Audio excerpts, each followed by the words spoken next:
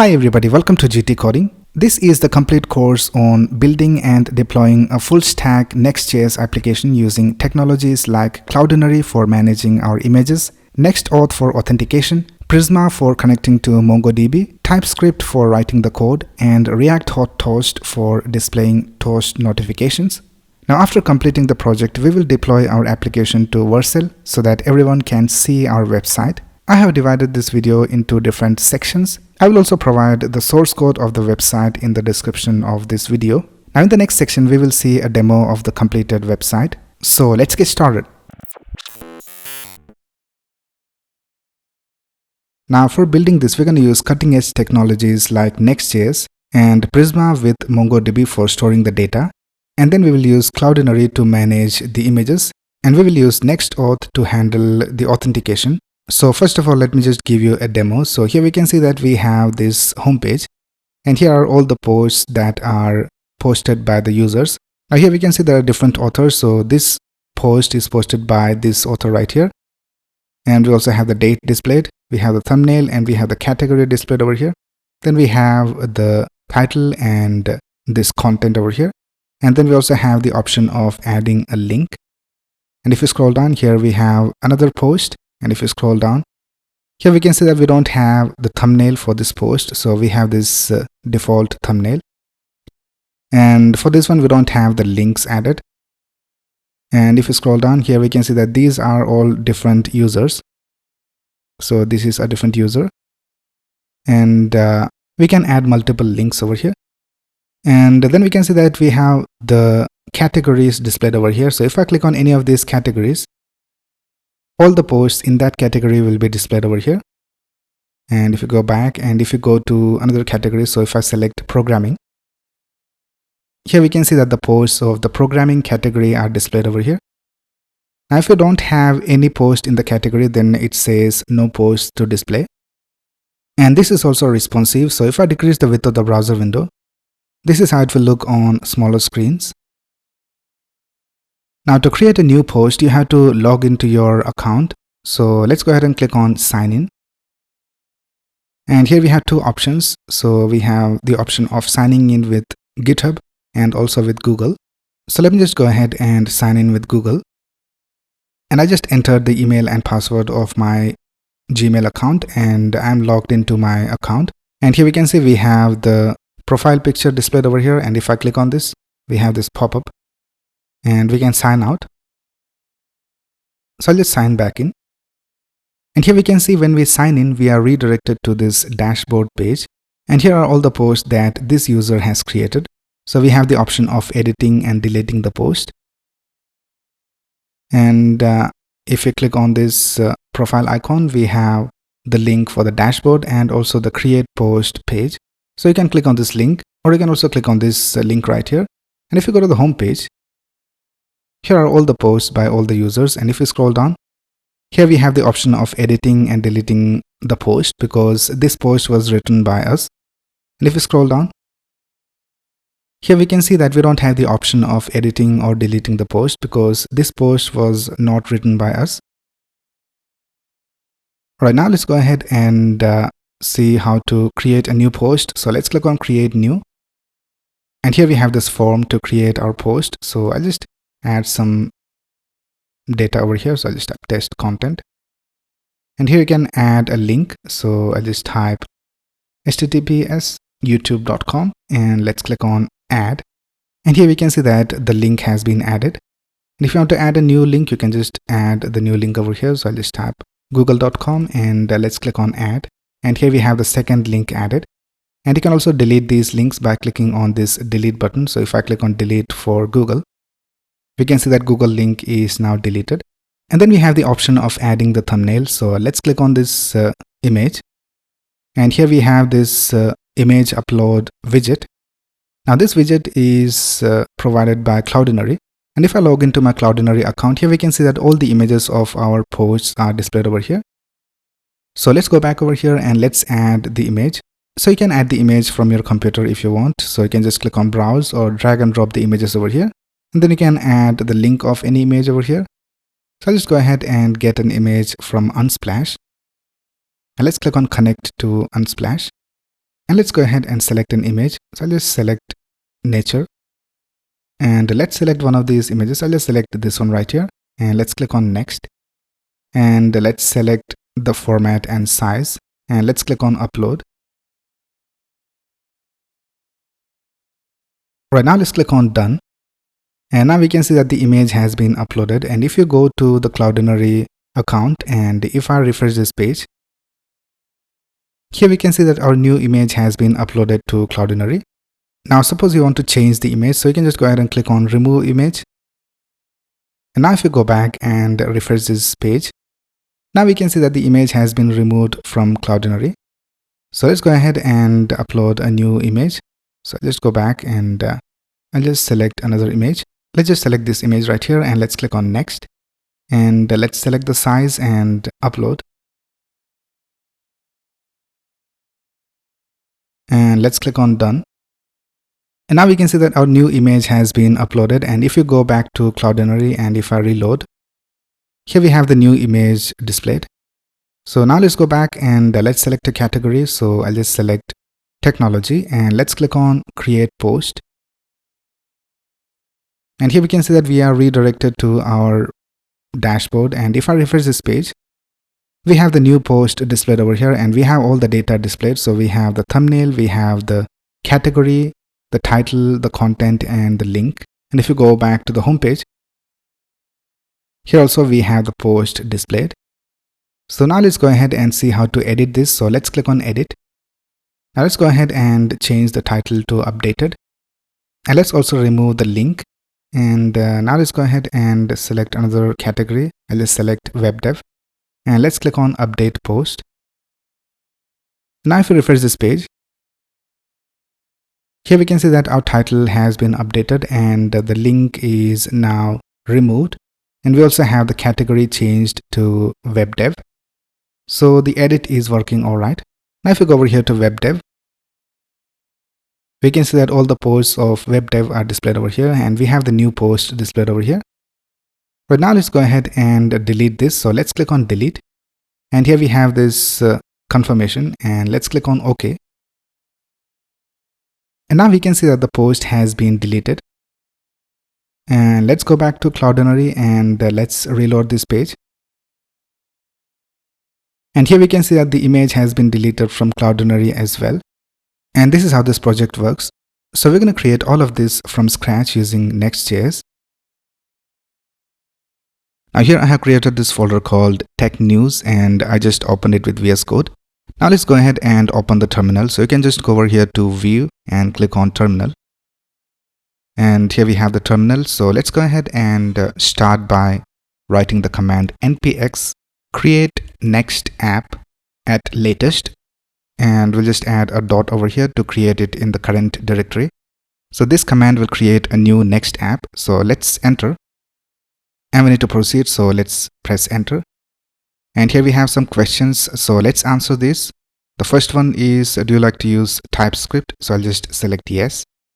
And yes for ESLint. And yes for Tailwind CSS. And no for source directory. And yes for the app router. And no for customizing the import alias. Right now the app is being created.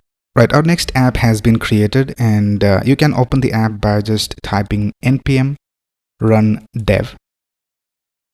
And here we can see our app is opened in localhost 3001. So let's open it. And this is how our app looks, and this is the default design of the homepage of a new Next.js app. Now let's go ahead and remove all of this, and let's go over here to the app folder, and let's go to the page.tsx file. So this is where all this design is coming from. So I'll just go ahead and delete all of this, and I'll just add a simple h1, and I'll just type hello. And let's save this, and let's go back, and now we can see it says hello. And we also have this global CSS styles added. So let's go to the global.css file, and I'll just delete all of this except these Tailwind styles. So I'll just delete all of these, and now let's go back, and now we can see that we don't have any styles added. We just have hello displayed. Right, now let's go back to our project, and this is how the project is structured. we have this main page.tsx file, and this is the main page of our application. And then we have this file called layout.tsx, and here we can add the design that should be displayed on all the pages.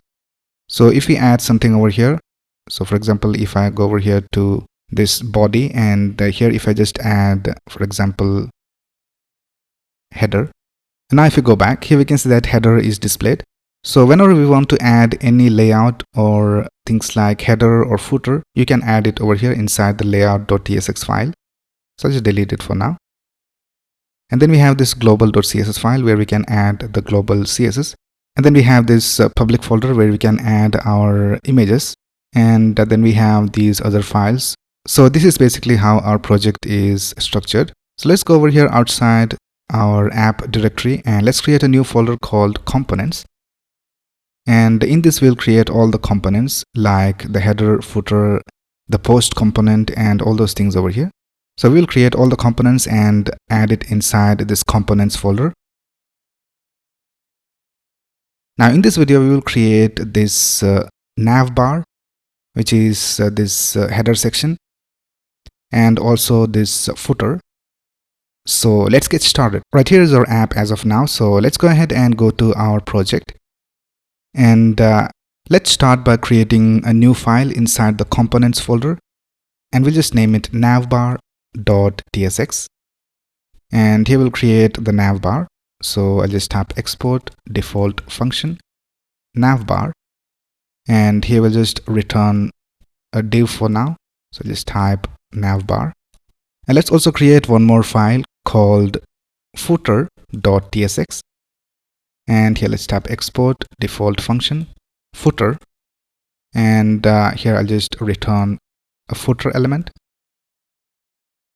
Right now we want these two elements to be added to all the pages in our app. So here we can see that if we go to, for example, the categories page, here also we have the navbar and the footer. So we have the navbar and the footer displayed in all the pages. So we need to add it to the layout.tsx file.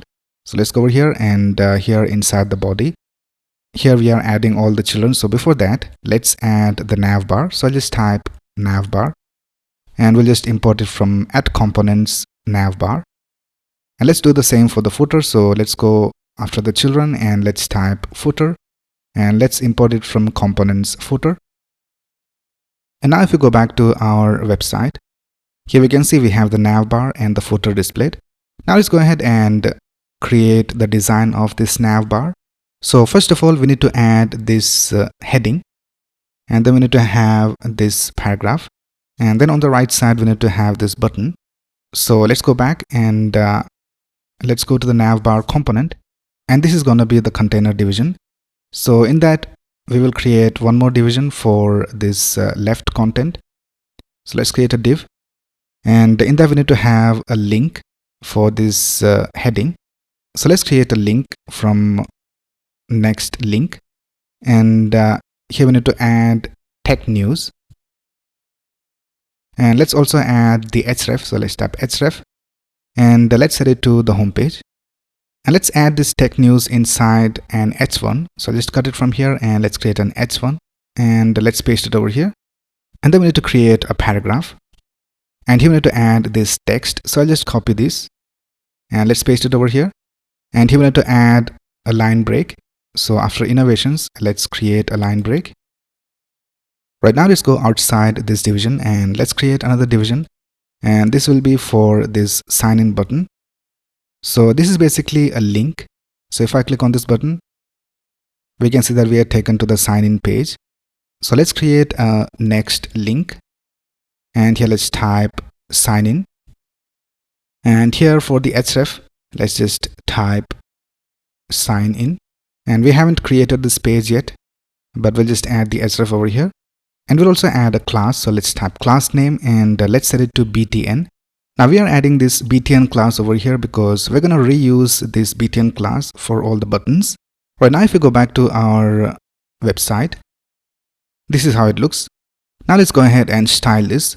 Now before this, we'll just add some styles to the layout so that we have this max width and all the content is centered. So let's go back and let's go to the layout.tsx file, and here we will add a div as the container of all these elements. So let's create a div and let's wrap it around the navbar and also the footer, and let's add some styles over here. So let's tap class name, and here let's add some Tailwind classes. So let's tap LG for large, and let's tap max W of 900 pixels. So now if you hover over this, we can see that this is the style being added. So we are setting a min width of 1024 pixels, and if it is greater than that, then we will have the max width set to 900 pixels. And let's also type LG, and let's add padding of left and right to 16, and we can see that it is set to 64 pixels. And let's also type MX auto, which is margin left and right to auto, so that the content is in the center. And let's also set the padding top and bottom to 8, which is 32 pixels. And let's also add a shadow of XL. And now if you go back, here we can see that we have our styles added. Now let's also set a min height of the full screen.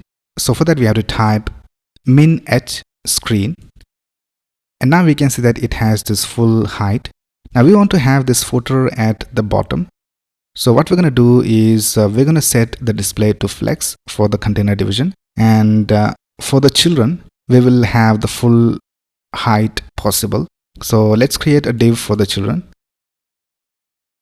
And here for the div, let's add class. And here let's type flex auto. So this will take up all the space that it can. And we also need to set the flex direction to column. So let's type flex col.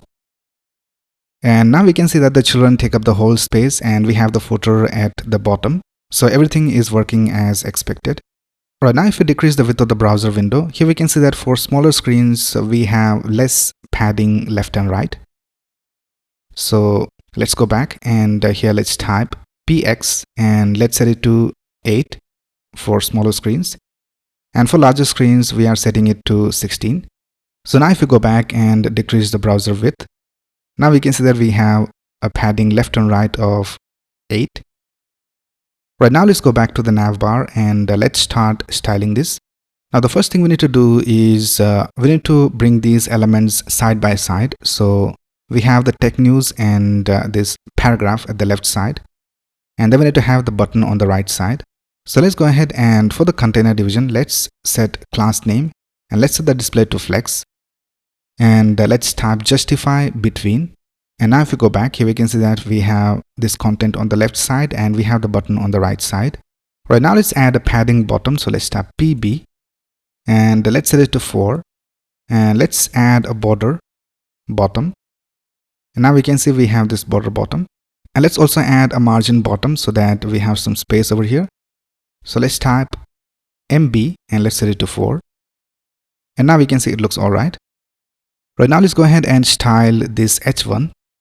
So here we have this h1. So let's add some classes. So I'll just type class name, and let's set the text to 4XL, and let's set the font to bold, and let's type tracking tighter. So this will reduce the letter spacing. And let's also set the color of this heading.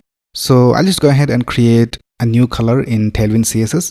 So let's go over here to tailwind config.ts, and here in theme extend, I'll just delete this background image, and here I'll just add colors. Now here we will add a dark color, and let's set the value to 312480. And now if we go back to the navbar.tsx file, and if I just type text hyphen dark, and if I just open the suggestions, here we can see that we have text dark color displayed. And now if we go back, here we can see that we have the color added to our h1. Right now let's style this paragraph. So here for the P, let's type class name, and let's set the text to small. Right now let's go ahead and style this button. So here for the div, let's go ahead and add some class name, and let's set it to display of flex, and let's type items center, and now it is in the center. Right now let's style this btn class. So let's go to the global.css file, and here let's type .btn, and here we need to type @apply to add Tailwind classes. So here let's type bg and let's set the color to slate 200, and let's set the padding left and right to 4, padding top and bottom to 2, and let's set it to rounded medium, and let's set the font to semi bold, and when we hover over this, we'll just set the scale to 105, and let's also add a smooth transition. And now if you go back here, we can see we have the button and we also have the hover effect. So that's basically it with the navbar. Now let's go ahead and style this footer. Now for the footer, we have this text. So I'll just copy this. And let's go back and let's paste it inside the footer component. So here I'll just paste the text. And here for the footer tag, let's type class name. And let's set the padding top and bottom to 3. And if you go back, this is how the footer looks. So with that, we have styled the footer and the navbar. Now in this video, we will create this categories list component. So let's get started. Now we need to add this categories list inside the home page. So let's go over here to the page.tsx file. And here, instead of returning this h1, I'll just return a React fragment. And here, for now, I'll just type div posts.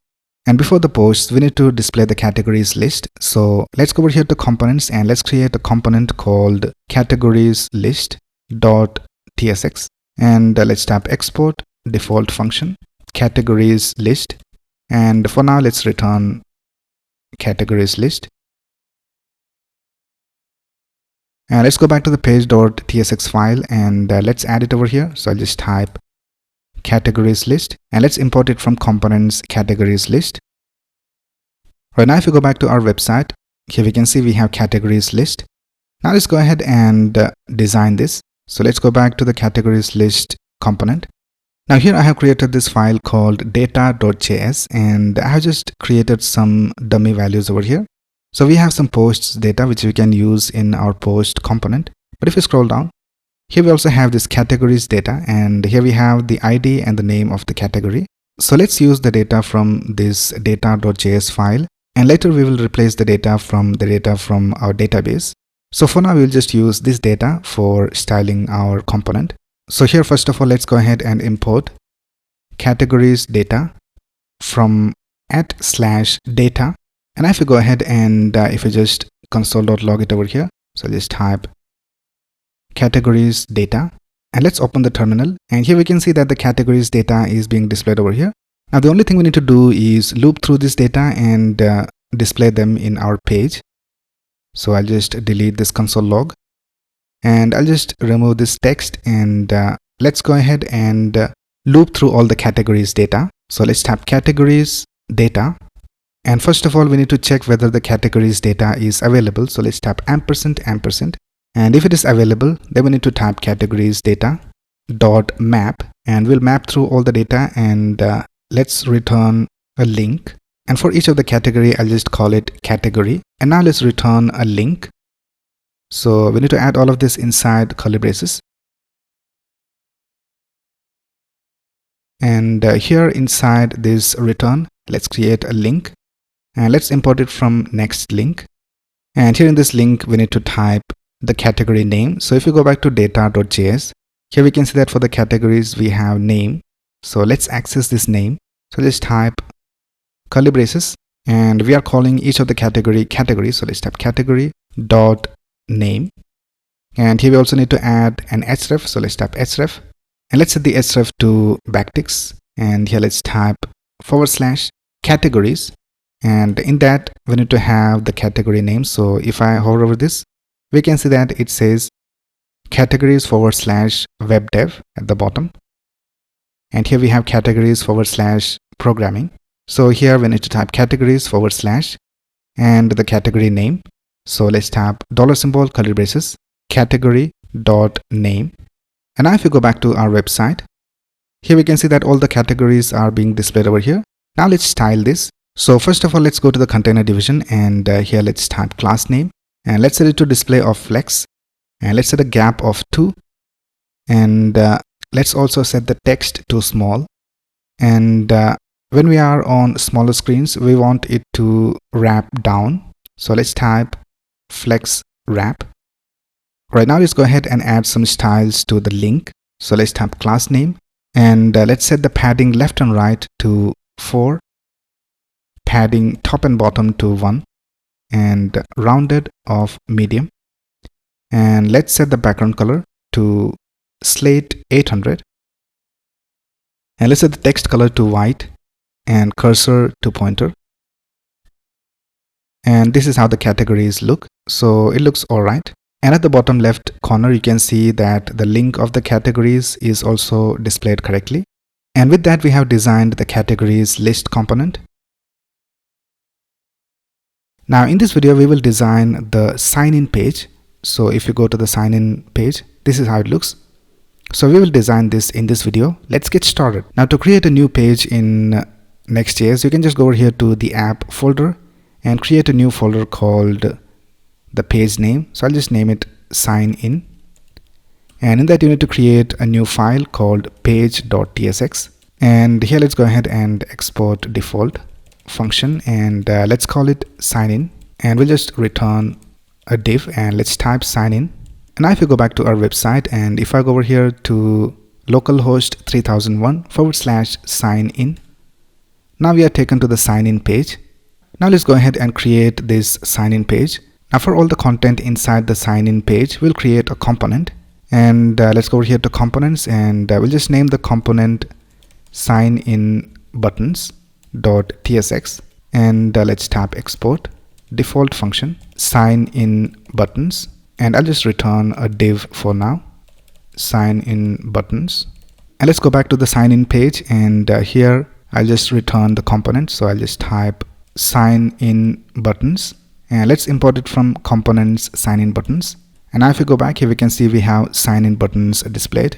Right now, let's go back to the sign in buttons component, and let's start styling this. So I'll just turn this div into a React fragment, and let's go ahead and start by creating an h1, and let's type sign in. So here we can see we have this h1, and then let's go ahead and create a div for these two buttons. So let's go ahead and create a div, and in that we'll create a button.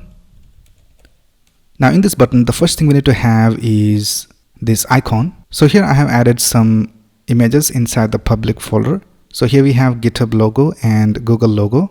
So we'll be using these two images. So let's go ahead and create a span, and let's create an image tag. So let's tap image, and let's import it from next image. And in this image, we need to have the source, and let's set the source to GitHub logo.svg. And we need to set the width and the height of the image. So let's tap width, and let's set the width to 30, and let's set the height to 30 as well. And let's also add an alt, and let's set the alt to GitHub logo. And now if you go back, here we can see we have the image. Right now, let's go outside the span, and here let's type sign in with GitHub. So here we have the text. Right now, let's go ahead and style all of this. So here for the h1, let's tap class name, and let's set the text to center, and let's set the margin top to 8. And let's add some styles to the h1. So I'll just go to the global.css file, and we will add the styles for all the h1. So I'll just tap h1, and let's tap apply, and let's set it to text 2XL and font bold. So now here we have the styling for the h1. Right now, let's go back, and let's go to the sign in buttons component, and let's style this container division. Let's tap class name, and let's add a margin top of 4. Let's add a padding of 4, and let's set the display to flex and flex direction to column. And let's tap items center so that it is aligned to the center, and justify center to align it both vertically and horizontally. And let's add a gap of 4. Right now, let's add some styles to the button. So here for the button, let's tap class name, and let's set the display to flex, items center, and let's add a border, and let's add a padding of 4, and let's set it to rounded full so that it has this rounded shape. And let's add a gap of 4. And when we hover over this, we'll just add a little bit of different background color. So here we can see we have a hover effect. So let's go back, and here let's type hover. And when we hover over this, we'll just type BG, and we'll set the color to BG Slate 100. And let's set the opacity to 25. And let's also add a smooth transition. So let's tap transition. And now we can see we have this hover effect.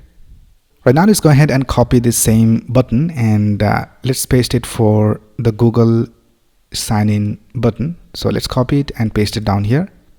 And here for the image, let's type Google. And here for the text, let's type sign in with Google. And now we can see we have the sign in button for Google and GitHub. So it is looking exactly the same. So with that, we have completed designing the sign in page. Now in this video, we will design this post component over here. So let's get started. Right, this is our progress. So let's go to the home page, and this is how the home page looks right now. So let's go ahead and create a component for the posts. So let's go over here to components, and let's create a new component called post.tsx. And here let's type export default function post, and let's return a div for now. Let's type div post. Right now, let's go to the page.tsx file, which is the home page. And here we just need to display these posts. So I'll just type post over here, and let's import it from components post. And now if you go back to the home page, here we can see post is being displayed. Now we need to display the post based on the data that we have. So here we have this data.js file, and in that we have this posts data, and in that we have these dummy data. So we're going to use this for designing our component for now. So we are exporting this const called post data. So let's go to the page.tsx file, and let's import it over here. So just type import posts data from @data. Now here we need to display the post only if we have any post inside this post data. So let's add it inside curly braces, and here let's type posts data. And if we have the post data, then we will display the post. So let's type ampersand. And we also need to see whether we have at least one post. So let's type posts data dot length, and if it is greater than 0, then we will display the post, or else we'll just display a div, and we'll just type no posts to display. Right now here we need to map through all the post data. So let's type posts data dot map, and for each of the post I'll just call it post. And here let's return this post component. So let's cut it from here, and let's paste it over here. And now if you go back to our home page, here we can see that post is displayed a number of times. So if you go to the data.js file, here we can see that we have a number of posts. So that's why we have these post components displayed over here. Right now we need to send the necessary data to the post component. So here we have the post component, and we need to get data like the post thumbnail, the author, the date, the category, the title, the content, and the links. So let's pass all of this data as props. So let's go back over here to page.tsx file, and here in the post, first of all, let's set the key, because for map we need to have a unique key. And if you go back to our data.js file, here we can see that we have IDs for all of these posts. So let's use this ID as the key. So let's type post.id. Right now let's pass the ID as a prop. So let's type ID equals post.id. Right now let's pass the author name. So let's type author, and we need to set it equal to post.author. And we'll also need to pass the author email, so that we need to check whether the post is editable. So for that, I'll just type author email, and we don't have the author email inside this data.js file. So here I'll just type some dummy data. I'll just type test@email.com. Right now let's pass the date, and let's set the date to post.datePublished. And then let's pass the thumbnail. So let's type thumbnail equals post.thumbnail. And then we need to pass the category. So let's type category equals post dot category, and then we need to pass the title, the content, and the links. So let's type title equals post dot title, and let's type description equals post dot content. You can just change this to content if you want. And then let's pass the links. So let's type links equals, and let's type p dot links, and links can also be empty. So let's type or empty array. Alright, these are all the details that we are passing to the post component. So let's go to the post component, and here let's receive those props. So here in the post, let's destructure the props. So here we are getting all this data. We have ID, author, author email, date, thumbnail, category, title, content, and links. So let's add all of that over here. ID, author, date, thumbnail, author email, title, content, links, category, and I think that's it. So let's go ahead and create an interface for this type. So here let's type interface, and let's type post props, and here let's type ID, and the ID is going to be a string, and let's type author, and the author is going to be a string as well. And then we have date, it is going to be a string. Then we have thumbnail, and the thumbnail is optional, so let's add a question mark, and it is going to be a string. And then we have author email, and it is going to be optional as well, and let's type string. And then we have title, and it is going to be a string. And then we have content, and it is going to be a string. And then we have the links, and it is optional, so let's add a question mark, and here let's type string, and it is going to be an array of strings. And then lastly we have category, and it is also optional, and it is going to be a string. Right, now let's go ahead and set the type of this to post props. And now here we have some error in page.tsx file, and that's because the ID that we have over here is a number in data.js, but we are getting it over here as a string because later we're going to use the database IDs, so they are going to be string. So let's go ahead and change all these IDs to strings. Right, so I have changed all the IDs to strings, and now we don't have any problems. So let's go back to the post component, and let's use all this data. So let's go ahead and create a div, and we will use it for this author and the date. So let's go ahead and type posted by, and here we'll create a span. The author name should be in bold. So here in the span, let's type class name, and let's set the font to bold. And here we will just add the author name. So let's type curly braces, and we are getting the author as author. So let's type author.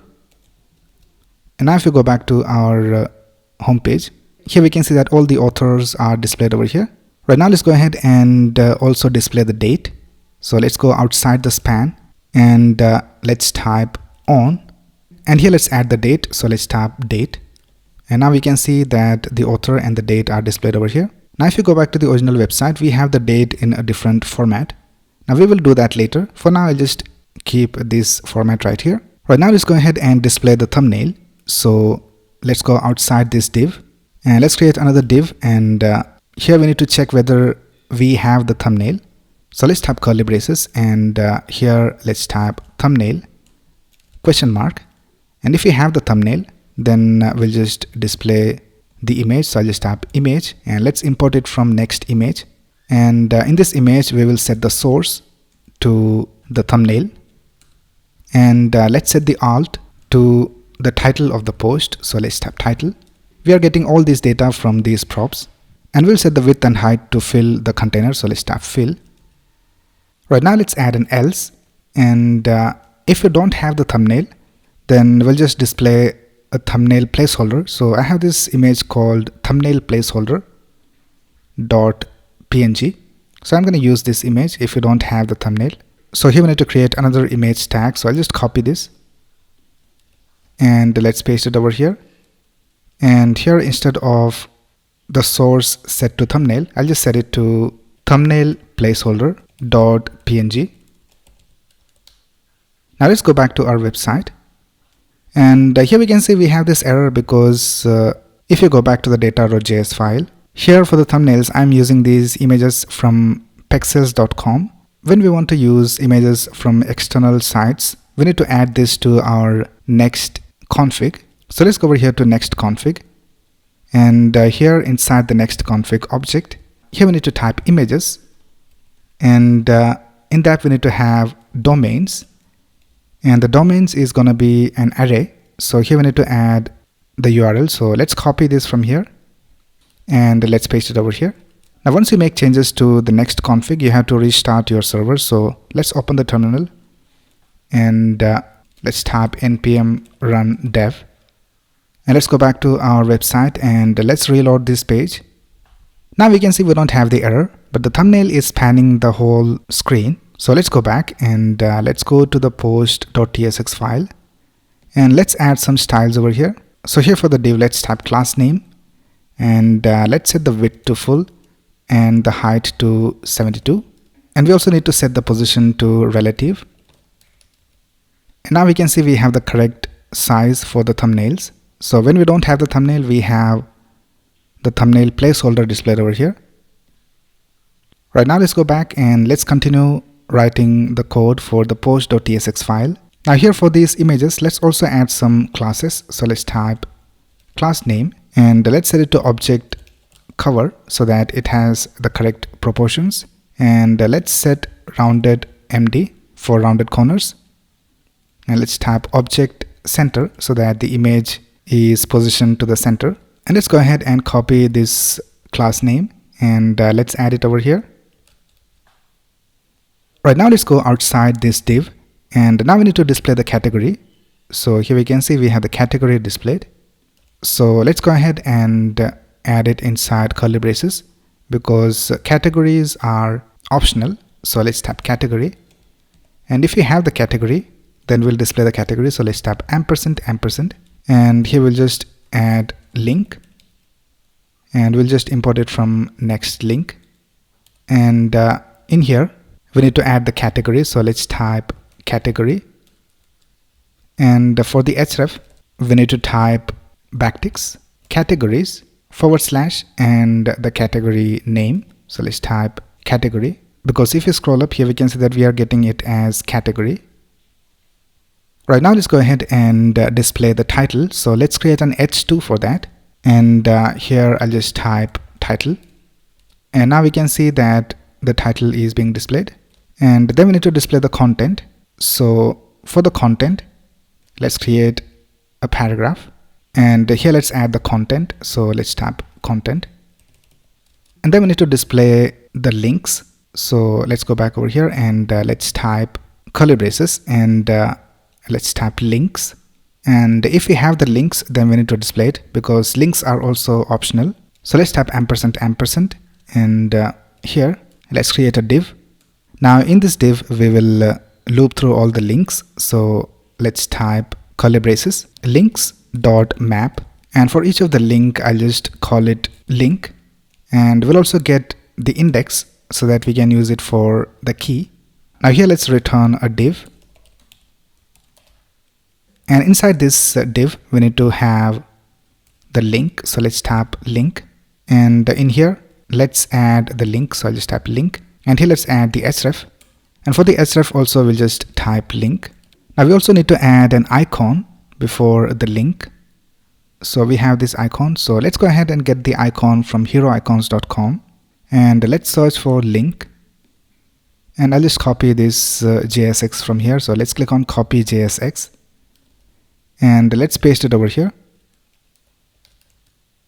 And now if you go back to our web page, here we can see that we have the link displayed, and we also have the icon. Here we have two links. Right now let's go ahead and style all of this. So let's go back and let's go to the main container division, and here let's add some classes. So let's type class name, and let's set the margin top and bottom to 4, and let's also add a border bottom, and let's set the border bottom to 300. So now we can see we have this border bottom, And let's also add padding top and bottom of 8. Right now, let's style this division right here where we have the author name and the date. So here for this div, let's go ahead and type class name, and let's type margin bottom of 4. And now we can see it looks alright.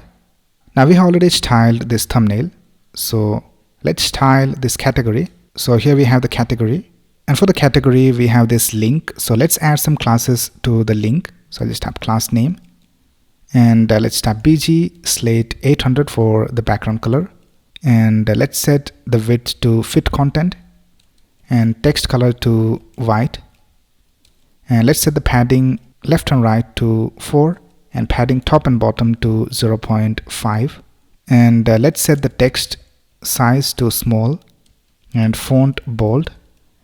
Let's type rounded MD for rounded corners and margin top of 4. And right now the margin is not being added, so we need to set the display to block. So this is our category. Now let's style this title. So for the title we have an h2, and let's go ahead and go to the global.css file, and let's add some common styles to all the h2s. So let's type h2 and apply. Now here let's type text to Excel, font bold, and margin top and bottom of 4, and here we have the title. And let's also style the content of all the posts. So let's add the styles over here in the global.css file. So here if you go to post.tsx file, here we have a paragraph tag. So let's also add a class name, and let's set it to content.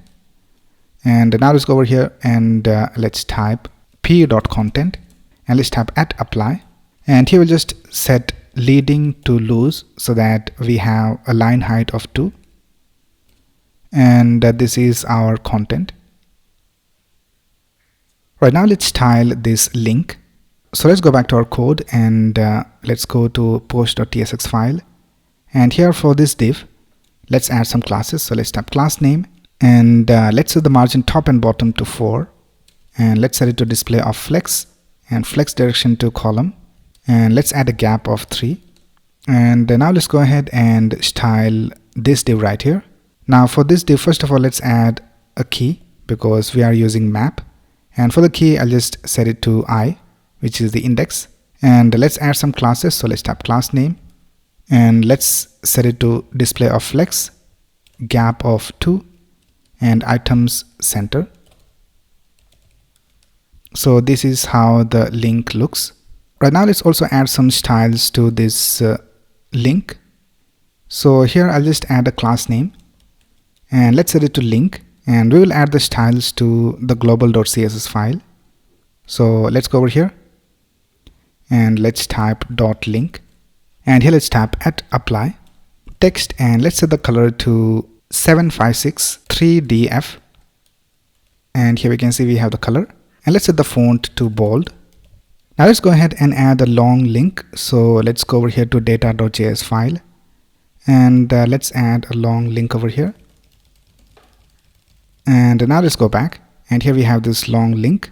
Now if we go ahead and decrease the width of the browser window, we can see that the link goes outside the screen. So we need to fix this. So let's go back, and let's go to the global.css file, and here let's type max width to full, and we need to type overflow hidden. And now we can see that everything outside this link is hidden. So all the text outside this link is hidden. Now we also need to add a style called text ellipsis, and now we can see we have these ... So now when we have a long link, we can see that we have this kind of styling. Alright, let's go back and let's scroll down, and for multiple links also we have the correct styling. So everything is looking alright for the post component. Now when the user has signed in, they also should have the option of editing or deleting the post. So let's go ahead and add those buttons over here. So let's go to the post.tsx file. Now we need to display the edit and the delete buttons only if the user has logged in and if it is their post. So here we will create a const, and I'll just name it is editable, and for now I'll just set it to true. Now we will set it to true or false depending on whether the user is signed in. But for now, let's set it to true. And here, outside this links, let's go ahead and create a conditional. And here let's type is editable. So if it is editable, then we need to display the edit and the delete buttons. So here let's create a div. And in that we will have a link for the edit button. So let's create a link. And here I'll just type edit. And for the href, we will set it to backticks / edit post / and we will pass the ID. So we are getting the ID over here as a prop. So we have the ID over here. So let's add the ID right here. So I'll just type $ curly braces ID. So when we click on the edit button, it will go to edit post / the ID. And then we can get the ID in the edit post page and start editing the post. Right now we need to have the delete button, and for that we'll create a separate component because we need to perform some actions in the delete button. So let's go over here to components and let's create a new component and let's call it delete button.tsx. And here let's type export default function delete button. And here let's return button and let's add a text of delete. Now here we need to add all the functionality of the delete button, but we will do that later. Right now let's go to the post and here let's type delete button and let's import it from delete button. And now if we go back to our website, here we can see that we have the edit and delete buttons. But if we set the editable to false, and now if we go back, here we don't have the edit and delete buttons. Right now let's style it. So let's set this back to true. And let's add some styles over here. First of all, let's add some styles to the delete button. And here for the button, let's type class name. And let's set the text color to red 600. And let's go back to post. And here for the container division, let's add some classes. So let's type class name. Let's set the display to flex. And let's set a gap of 3. And let's set the font to bold. And padding top and bottom of 2, padding left and right of 4. And let's set it to rounded MD. And let's set the background color to BG slate 200. And let's set the width to fit content. So that's basically it with the edit and the delete buttons. Now while we are here, let's also quickly design the dashboard page. So let me just go ahead and show you the dashboard. I'll just sign in. Right now here I have signed in and this is the dashboard page. Now the dashboard page is almost similar to the home page. In the dashboard page, we don't have these category list and we have this heading, my posts, and everything else is the same. So let's go ahead and let's create the dashboard page. So here let's go to the app folder and let's create a new folder called dashboard. And in that we'll create a new file called page.tsx. And here let's type export default function and let's call it dashboard. And here let's return a div. And first of all, we need to have an h1 and we need to type my posts. So let's go back to our website and let's go to dashboard. And here we can see we have my posts displayed. Now we need to display the post component. So let's go back to the home page and I'll just copy this code from here. And this is the code for displaying the post. So let's go back to the dashboard and let's paste it over here. Now we need to get the post data. So for now, I'll just get the data from data.js. So let's type import posts data from @data. And let's also import this post component. So let's type import post from components post. And now if you go back over here, we can see that my posts are displayed over here. Now, if you don't have any posts, we need to display no posts created. So let's go back over here and here let's type no posts created yet. And let's also add a link to add a new post. So let's create a link and let's import it from next link. And here let's type create new, and let's add an href, and here I'll just add the link of the create post page. So I'll just type create post. We haven't created this page yet, and we need to add all of this inside a single div. So let's cut this ending tag from here and let's paste it over here. Right now let's add some styles. So let's type class name and let's set the padding top and bottom to 6. Alright, now if you go back and if you go to the data.js file, and if I just remove all these posts, and now if you go back, now we can see it says no posts created, create new, and let's also add a space over here, and here let's add a space. And for this link, let's add an underline. So let's type class name and let's type underline. And now if you go to the home page, here we can see that we have no posts to display. Now here also we need to add some padding. So let's go back to the home page, and here let's add a class name and let's add padding top and bottom of 6. And now we can see it has the correct padding. So let's go back and uncomment these posts, and now we have all the posts displayed. And with that we have completed designing our posts component. Now in this video I'll show you how to design the create new page. So if I click on this create new button, here we can see we have the create new page. So in this video we will design this. So let's get started. Right, this is our progress. So let's go to our code and let's go to the app folder and let's create a new folder called create post. And in that we'll create a new file called page.tsx, and let's tap export default function create post. And for now let's return a div. Let's tap create post. And now if you go back to our website and if you go to create post, here we can see we have the create post page. Now for the create post form, we'll create a component. So let's go over here to components and let's create a new component called create post form.tsx.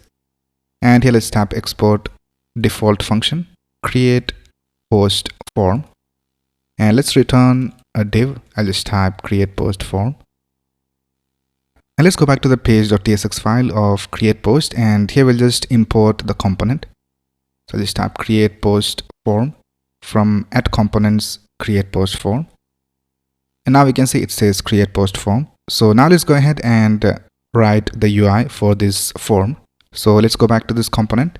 So let's go ahead and delete this text, and first of all let's create an h2 and let's type create post, and here we can see we have the h2, and then we need to have a form. So let's create a form element, and I'll just remove the action, and here let's create an input field, and let's set the type to text, and let's add a placeholder and let's type title, and here we can see we have the input field. And then we need to have the content. Now for the content we will have a text area because there will be multiple lines of content. So let's tap text area, and I'll just remove all of this, and let's tap placeholder and let's set it to content. And then we need to have the links. So for the link we need to have an input field, and we need to have this add button. So let's go outside this text area and let's create a div for this, and in the div we will have an input field and the type will be text, and let's add a placeholder, and here let's type paste the link and click on add. So here we have the input field, and then we need to add a button. So let's create a button, and here let's type add, and for the button let's add a class name and let's type btn. So here we have this add button, and we also need to add this icon. So for that we will use heroicons.com, and here let's search for add, and I'll just add this icon right here. I'll just select mini, and let's copy this JSX, and let's paste it over here before the text. So I'll just add the icon inside a span, and now here we can see we have this add button. Now this icon should be on the left side and the text on the right side. So for that let's go ahead and set the display to flex, and let's add a gap of 2, and items center. And then we need to add this image upload button, and for that we're going to use Cloudinary. So we will create this later when we set up Cloudinary. So let's continue with the next element, which is this drop down. So let's go ahead and go below the division, and let's go ahead and create a select. And in the select we need to have options. So the first option is gonna be select a category. So here we can see we have the drop down, and we need to get all the categories and add it over here. So if you go back to the data.js file, here we can see that we have all these categories data. So let's get the categories from here. So here let's go to the create post form, and let's import the categories data. So let's tap import categories data from @data, and here let's go ahead and check whether we have any categories. And if we have the categories, then let's type categories dot map, and for each of the category I'll just call it category, and here we'll just return an option. And in the option we need to have the category name. So here we can see we have name and ID inside the categories data. So let's access the name. So here let's type category dot name, and we also need to add a key. So let's type key equals category dot ID, and let's set the value. So let's type value equals category dot name. Alright, that's it with the categories drop down. So here we can see we have all the categories displayed. Now the next thing we need to have is this button. So for that, let's go ahead and go after this select, and let's create a button. And this button is gonna be a type of submit. And here let's type create post. And for this button, let's add a class name, and we will give it a class of primary button. And let's style it in the global.css file. So let's go over here to global.css, and let's add some styles. So let's type primary button, and let's type @apply, and let's type padding left and right of 4, padding top and bottom of 2, BG slate 800 for the background color, and text of white. And let's type rounded MD for rounded corners. And here is the button. Right now let's go ahead and style all of this. So let's go back to the create post page and the component, and here for the form let's add some styles. So let's type class name, and we'll set the display to flex and flex direction to column, and let's add a gap of 2. Right now let's add some styles to all the input fields. So let's go back to the global.css file, and let's add the styles over here. So here let's type input and text area, and let's tap @apply. Let's set the padding left and right of 4, padding top and bottom of 2, and let's set a border, and let's set the border to slate 300, and let's tap rounded MD for rounded corners. And for the text area we will have a specific height. So let's tap text area, and let's tap @apply, edge of 36. And this is how it looks. We have all the input fields styled. Right now we need to have this input field on the left side and this add button on the right side. So here we have this division. So let's add a display of flex. So let's tap class name flex, and let's add a gap of 2.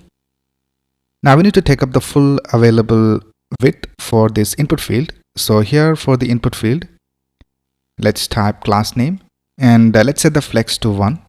And now we can see it has the full width. Right now let's style this drop down. So here we have the drop down. So let's type class name, and let's add padding of 3 and rounded MD, and let's add a border, and let's also remove this arrow from here. So for that you have to type appearance none.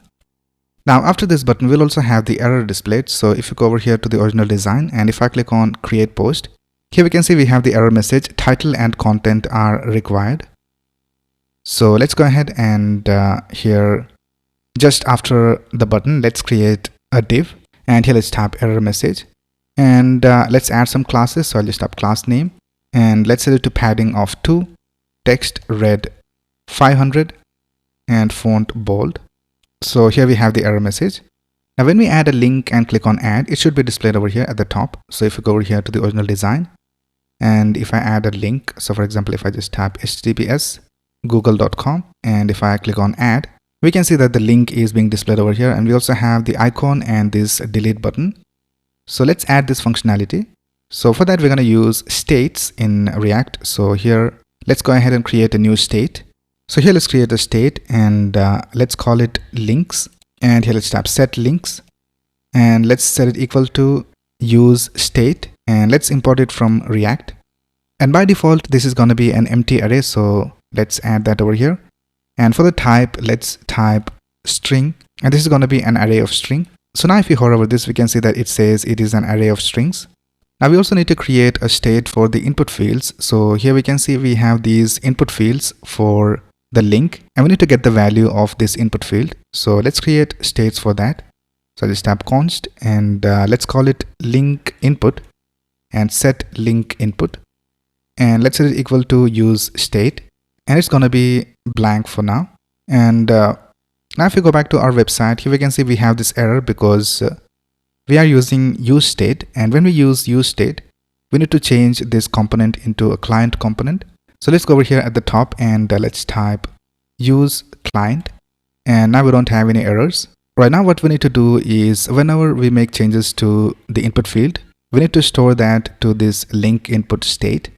So this is the input field for the link. So here I'll just type on change, and here I'll just access the data, and I'll just call it e, and here let's call the function which is set link input, and let's set it equal to e.target.value. So now whatever text we add inside this input field will be added to this link input state, and let's set the value to the link input. Right now, let's create a function to add this link input to this links state. So for that, let's type const, and I'll just call it add link, and we're gonna get some data over here, and I'll just call it e, and let's set the type to react.mouse event and HTML button element and mouse event, and let's type e.prevent default. So this will prevent the default behavior, which is reloading the page. And then we need to check whether we have any text inside the link input. So let's type if link input is not equal to blank, and he will also add a trim so that it will remove the unnecessary spaces.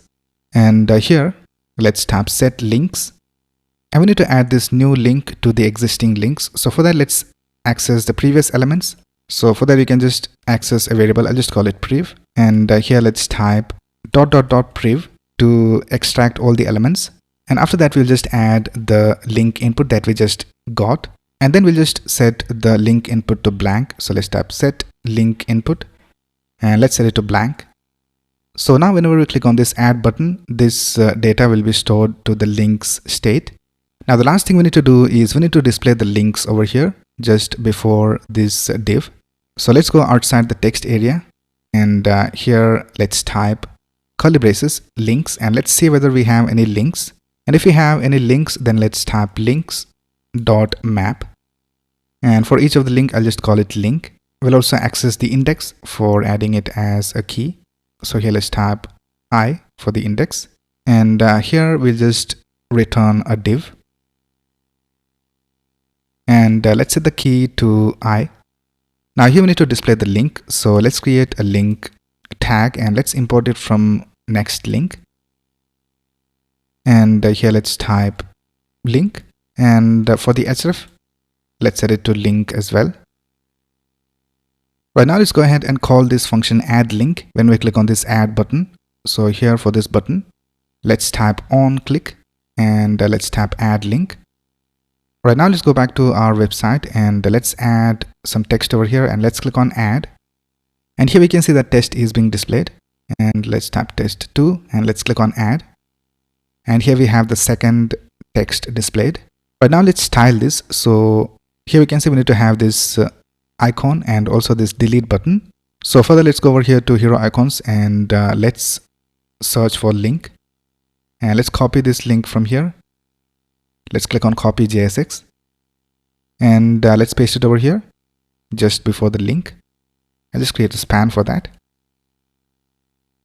And then after that, we need to have the delete button. So for the delete button, let's create a span and let's search for delete, and let's copy this trash icon from here. So let's click on copy JSX and let's paste it over here. Right now let's go back and let's add some text, and here we have the icons displayed. Now let's style it. So here for the container division, let's tap class name and let's set the display to flex, items center, and let's set a gap of 4. Let's also change the color of the link. So for the link, we already have this class called link in global.css file. So let's add that class over here. So here for the link, let's tap class name, link, and here we have the correct color and the styles. Now when we click on this delete button, we need to delete the link, and let's also set the cursor to pointer. So here for the delete span, let's tap class name and cursor pointer. Now we can see that the cursor is set to pointer. Now for deleting the link, we'll create a function and let's call it delete link. So here let's tap on click, and here let's call the function called delete link, and we'll just pass the index. So here we can see we are getting the index. So let's pass the index over here. But now let's go ahead and create this delete link function. So here let's tap const delete link equals, and we'll get the index over here, and it will be a type of number. And here let's tap set links, and let's get all the previous links, and let's use the filter function from JavaScript. So let's tap prev.filter. Now in this filter method, let's go ahead and access the index. Here we can see that the index is the second argument. So for the first one, I'll just type underscore, and for the next one, I'll just tap I for the index. And here we need to check whether the index is not equal to I. So let's tap I is not equal to the index that we get from the function call. So this will search for the link with the index that you provide over here, and it will see whether the index and this index are same. And if they are the same, then it will just delete the link. So let's go ahead and see whether it works. So let's go back and let's add a new link. Let's click on add and let's click on delete, and we can see that the link is deleted. So everything is working all right. So that's basically it with the create post page. Now in this video, we will add authentication to our app using Next Auth. So let's get started. Alright, so this is our progress as of now. Now to add the authentication, we will install a library called Next Auth. So let's go to the terminal, and I'll just go ahead and close the server, and let's tap npm I Next Auth. And now we can see Next Auth has been installed. So if you go over here to the package.json file, here we can see that Next Auth is being displayed. So let's go ahead and restart our application. So let's tap npm run dev. Now to add authentication using Next Auth, you have to create a folder inside the app folder called API. And in that you have to create another folder called auth. And in that you need to create one more folder called square brackets ... next auth. And in that you need to create a file called route.ts. So you have to create an API folder and auth and ... next auth, and in that you have to create a route.ts file. Now here the first thing we need to do is we need to import Next Auth from Next Auth. And after that we need to create a handler. So let's tap const handler, and we need to set it equal to Next Auth. And here we need to add the auth options. So for that, let's create an object, and let's tap const auth options. And this will be of the type auth options. So let's tap auth options, and let's import that from Next Auth. And let's set it equal to an object. Now we need to add this auth options over here. So let's tap auth options. And we need to export this handler as get and post.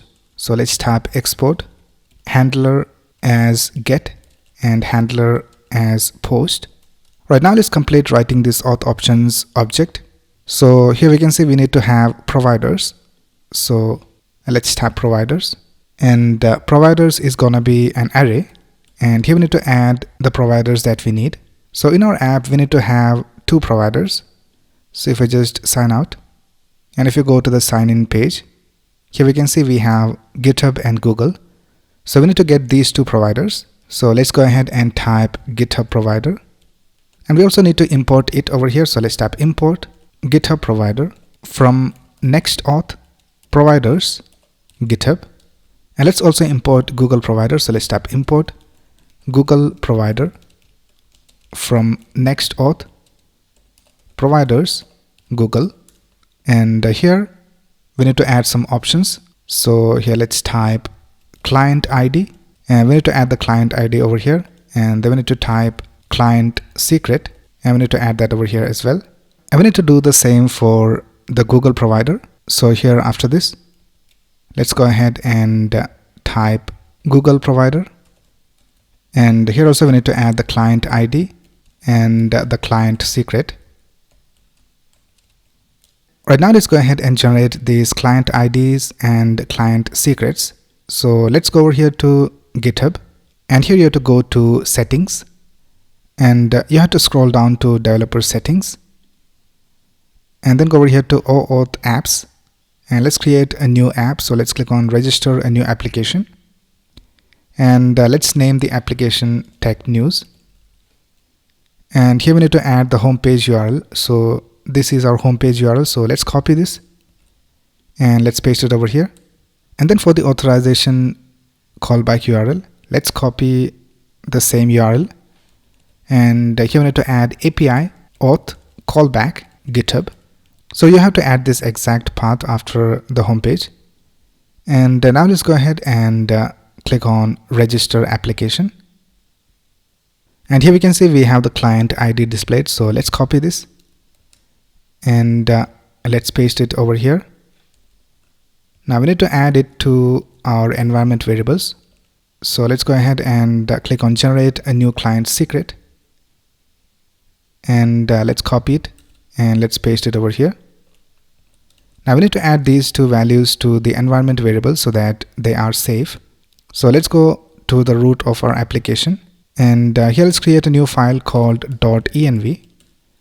And now first of all we need to add this .env file to the git ignore so that it is not pushed to our GitHub repository. So let's tap .env, and now let's go back to the env file, and here let's tap GitHub client ID, and let's set it equal to the client ID. So let's cut this from here and let's paste it over here, and then we need to add the GitHub client secret, and let's set it equal to this value right here. So let's cut it and let's paste it over here.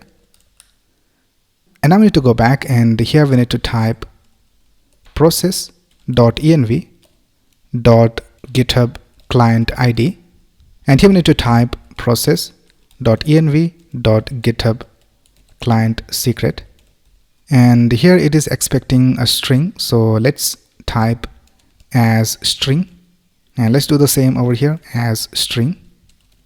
Right, that's it with the GitHub provider. Now let's go ahead and add the details of client ID and client secret of Google provider. Now for the Google details, we need to go to this link over here, console.developers.google.com/apis/credentials, and you can find this link in the Next Auth documentation.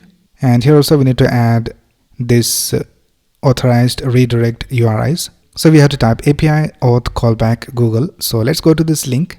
Now here I have already created some credentials, so let's create a new one. So let's click on create credentials, and let's go over here to OAuth client ID, and here for the application type, let's set it to web application, and let's name the application. I'll just name it Tech News, and let's add the authorized JavaScript origin. So here I'll just add the home page. So let's copy this and let's paste it over here. And here for the authorized redirect URIs, let's go ahead and paste the same thing. And here we need to type API auth callback Google. So I'll just copy this and let's paste it over here. And let's go ahead and click on create.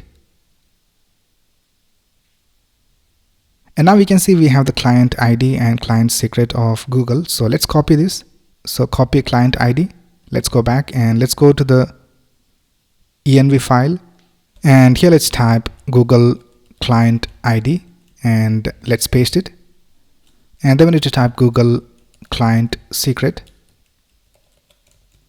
and let's go back and let's copy this from here and let's paste it over here. Right now let's go ahead and click on OK. So that's it with both these credentials. Now let's add these to the providers. So here let's go ahead and type process.env.google client ID as string, and here let's type process.env.google client secret as string. Now when we work with Next Auth, we also need to add the Next Auth URL and the Next Auth secret to the env file. So let's add that. So here let's type Next Auth URL,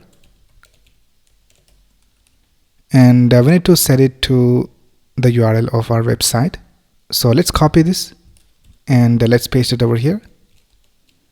And then we need to add a Next Auth secret. So let's type Next Auth secret, and we need to add a secret code over here. Now if you scroll down here, we can see that it says we can quickly create a good value using this code. So let's copy this and let's go to the terminal and let's paste the command over here and let's press enter. And here we have this secret code. So I'll just copy this and let's paste it over here. Now you can add any code you want over here. Just create some random values and just make it difficult for someone to guess. Right now let's go ahead and go back to the route.ts file, and here let's type secret, and let's set the secret to process.env.nextauth secret. Right now let's go ahead and restart our application. So let's type npm run dev, and let's go back to our website. And now if you go over here to API/auth/signin, and if I press enter, here we can see that we have this sign in page by Next Auth. And let's go ahead and open the inspector, and let's go over here to application. And right now we can see that we have these two cookies over here. So here we have the Next Auth callback and this token. Now let's go ahead and log in. So let's click on sign in with GitHub. And now we need to authorize our app with the GitHub account. So let's click on authorize. And now we can see that we are logged in because here we have this session. Right now we need to check whether we are actually logged in. So let's go ahead and write some code for that. Now we need to access the session, and we need to check whether we are logged in our other pages of the application. So for that we need to create a provider, and we need to add it to the layout.tsx file because it wraps our whole application. So let's go ahead and add a provider. So here inside the components folder, I'll just create a new file called providers.tsx. Now here first of all we need to import session provider from Next Auth React. Now when we use providers, we need to change this component into a client component. So here let's tap use client, and now let's go ahead and export the provider. So let's tap export const, and I'll just name it Next Auth provider. And here we need to pass the children, and for the type of the children we need to type children React node, and let's create this function. And here we need to return session provider, and in that we need to add the children. So let's tap children over here. Right now let's go ahead and use this Next Auth provider in the layout.tsx file. So let's go to the layout file. Now here inside the body, let's go ahead and wrap the whole app with the Next Auth provider. So let's tap Next Auth provider, and let's import it from components provider, and let's cut the ending tag and let's paste it over here. So now our whole application is wrapped with this Next Auth provider. Now we will have access to all the functions in Next Auth in the whole application. Now let's quickly go ahead and check whether we are logged in. So let's go to the navbar, and here we have the sign in button. Now we will display the sign in button only when we are not logged in. So for that we need to go ahead and access the status of Next Auth. So let's go ahead and import use session from Next Auth React. And now when we use session, we need to change this component into a client component. So here let's type use client. And now let's go ahead and extract the status. So let's type const status from use session. And now let's scroll down, and here let's add curly braces and let's type status equals, and here we have three options: authenticated, loading, and unauthenticated. So let's select authenticated. So if we are authenticated, I'll just go ahead and create a div, and let's type you are logged in, and here let's type colon, and if you are not logged in, we'll just go ahead and display the sign in button. So let's paste it over here. Right now let's go back, and now we can see it says you are logged in. So even if you refresh this page, it says you are logged in. Now let's also add a sign out button to quickly check the sign out functionality. So here I'll just create a button, and let's give it a class of btn, and let's type sign out. And for sign out we have to import the sign out function. So let's type sign out from Next Auth React, and here let's go ahead and add an on click, and here let's type sign out. Right now let's go back, and here we have the sign out button, and let's click on the sign out button, and now we can see we are signed out and we have the sign in button displayed. Now if we click on sign in, we are taken to the sign in page, but this is not the actual sign in page with Next Auth. We haven't set it. So let's go back to API auth sign in, and let's go ahead and log in with Google.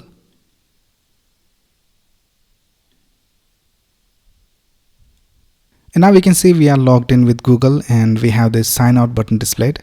And let's go to a different page. So let's go over here to dashboard, and here also we have the sign out button displayed. And if I click on sign out, we are logged out and we have the sign in button displayed. So the authentication is working all right. Let me just quickly go ahead and also set the sign in page over here. So let's go to the route.ts file, and here let's type pages, and here I'll just type sign in, and let's set the sign in to the sign in page. So we have this page called sign in, and let's add a comma over here. So now this page will be set as the sign in page in Next Auth. And now let's go ahead and go to the sign in buttons component, and here also we will add the on click. So let's go ahead and import sign in from Next Auth React, and let's go ahead and add an on click over here. So here for the button, let's type on click, and let's type sign in, and we need to add the provider over here. So let's type GitHub. So this is the GitHub login button, and here let's change this to Google, and here for the button let's type on click, and let's type sign in, and here we need to type Google. Right now let's go back to our website, and here we have this error because we are using on click. So we need to change this component into a client component. So here let's type use client, and then now let's go ahead and click on sign in with GitHub, and now we can see that we are signed into our application. Let's sign out, and let's also check the Google sign in. So let's click on sign in with Google, and here we can see that we are signed into our Google account. So the authentication is working all right.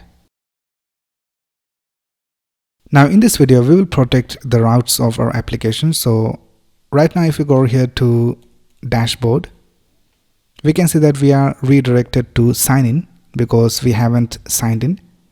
And if we go to the create post page, so let's type create post, we are redirected to sign in. And now let's go ahead and sign in. Now we can see we are signed in, and we are able to go to the dashboard. And if you go to create post page, we are able to go to this page. But if you go to the sign in page, so let's tap sign in. Here we can see that we are redirected back to the dashboard. So this is how our routes are protected. So let's go ahead and implement this, and we'll also add these details over here in our pop-up. So let's do all of that in this video. Let's get started. Right, here we are in our application. So let's go to our source code, and first of all, let's go to this create post page. And now if you go over here to create post, we can see that we are able to access this page without logging in. So for that, let's go back to our code, and here we need to get the session, and for that we're going to use get server session from Next Auth. So let's tap import get server session from Next Auth, next. And we also need to get the auth options. So here we can see we have the auth options. So let's go ahead and export this as well. So let's tap export const auth options, and let's get it over here. So here in the create post page, so let's go ahead and type import auth options from this path. And we also need to import redirect. So let's type import redirect from next navigation. Right now let's go ahead and get the session. So let's type const session equals await get server session, and here we need to pass auth options. And since we are using await, we need to change this into an async function. So let's type async. First of all, let's go ahead and console.log the session. So let's type console.log session, and let's open the terminal. And right now we can see that it displays null because we are not logged in. So let's log in. And now let's go back to the create post page. And now we can see we have the details displayed. We have the name, email, and the profile image. So now we can go ahead and type if exclamation session. So if the session is not available, then we need to redirect to the sign in page. So let's tap sign in. So now if you go ahead and sign out, and now if you go over here to create post page, we can see that we are redirected to the sign in page. So let's go back to create post, and we are redirected back to sign in. Let's do the same for the dashboard. So here we have the dashboard page. Now this page also should not be accessible without signing in. So let's go ahead and copy these 3 lines of import from here, and let's go over here to dashboard, and let's paste it over here. And here let's go ahead and type const session equals await get server session auth options, and let's change this into an async function. And here let's add an if condition, and let's type exclamation session, and we'll just redirect to the sign in page. And now if you go back, and if you go to the dashboard, we are redirected back to the sign in page. And if you sign in, and now if you go to the dashboard, we are able to access this page. Right now let's go back, and we have the sign in page. So let's go to the page, and here also we need to redirect to other pages if the user is signed in. So here let's paste the imports, and here let's type const session equals await get server session auth options and async function. And here we need to check whether we are signed in. So let's type if session, and we'll just redirect to the dashboard. So let's tap dashboard over here. And now if you go back, and if you go to the sign in page, we are redirected back to the dashboard. But if we sign out, we are able to go to the sign in page. Alright, so with that we are able to protect all our pages. Now let's go ahead and add this pop-up that we have when we sign in. So here we can see we have this profile picture displayed over here, and we also have this create new button. And if I click on this, we have this pop-up where we have the name, the dashboard link, and the create post link, and we also have this sign out button. So let's create this. So let's go ahead and sign in. And let's go back to our code, and let's go to the navbar. Now here let's go ahead and go to this status authenticated. And when we are authenticated, let's go ahead and create a React fragment, and we will add all the code inside this React fragment. So here let's go ahead and hide this for now. I just type class name hidden, and now just go ahead and type image, and let's import image from next image, and here we need to add the profile image, and here let's add source, and the source is going to be the profile image. So for that, let's go over here, and we also need to get the data. So here let's type data, and let's rename it to session. And now let's go ahead and here in the source let's type session, and if we have the session, in that we will have the user, and in the user we have the image, and we also need to add the width and the height. So let's type width, and let's set it to 36 pixels, and let's set the height to 36 as well, and let's add an alt, and here let's type profile image. And now this can also be null, so let's add an or, and here we need to add another image. So for now I'll just leave it blank. Right now let's go back to our website, and here we have this error because we are getting the image from an external website. So let's copy this link from here, and just like we did for the Pexels website, let's go over here to next config, and let's add the domain over here. Right now let's go ahead and restart our server, and let's go back and let's reload this page. And now here we can see our profile image is being displayed, but it is not being displayed correctly. So let's go back, and here let's add a div, and we will add this image inside this div. And now if we go back, we can see that it is being displayed correctly. Now here for this image, let's also type class name, and let's type rounded full so that it has a round shape. Now here we'll also add the create new button. So here before the image, let's create a link, and in this link we will add an icon. So let's type span, and let's get the icon from heroicons.com, and let's search for create, and let's get this icon right here. So let's click on copy JSX, and let's paste it over here, and here we need to add a text. So I'll just add it inside a span, and let's type create new, and here for the link we need to add an href, and let's set it to the create new page. So we have this page called create post, so let's add that over here, create post. And now we can see we have this create new button, and this should be on the left side and the image on the right side. So here for this div, let's type class name, and let's set the display to flex. We'll add a gap of 2, and let's type items center. And now here for the link we need to add this icon on the left side.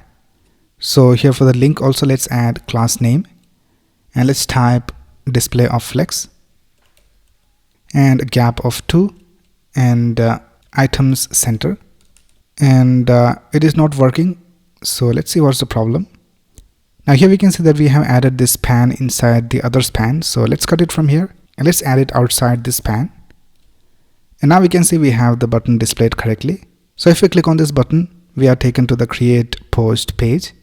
Now let's also add some margin right to this button. So here let's type MR, and let's set it to 6, and that looks alright. And if you go back to the original website, and let me just sign in. Now if we decrease the width of the browser window, here we can see that when we are on smaller screens, we don't have the create new button displayed. So let's add that functionality.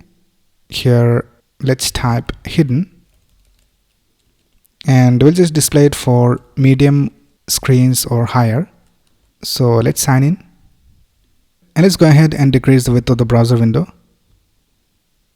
And when we are less than a certain amount, we can see that the create new button is hidden. Right now let's go ahead and create the pop-up.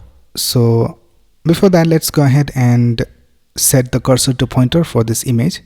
So here for this image, let's type cursor pointer. Right now let's go ahead and create the pop-up. So here we can see when we click on this profile image, we have this pop-up. So let's add that. So let's go back to our code.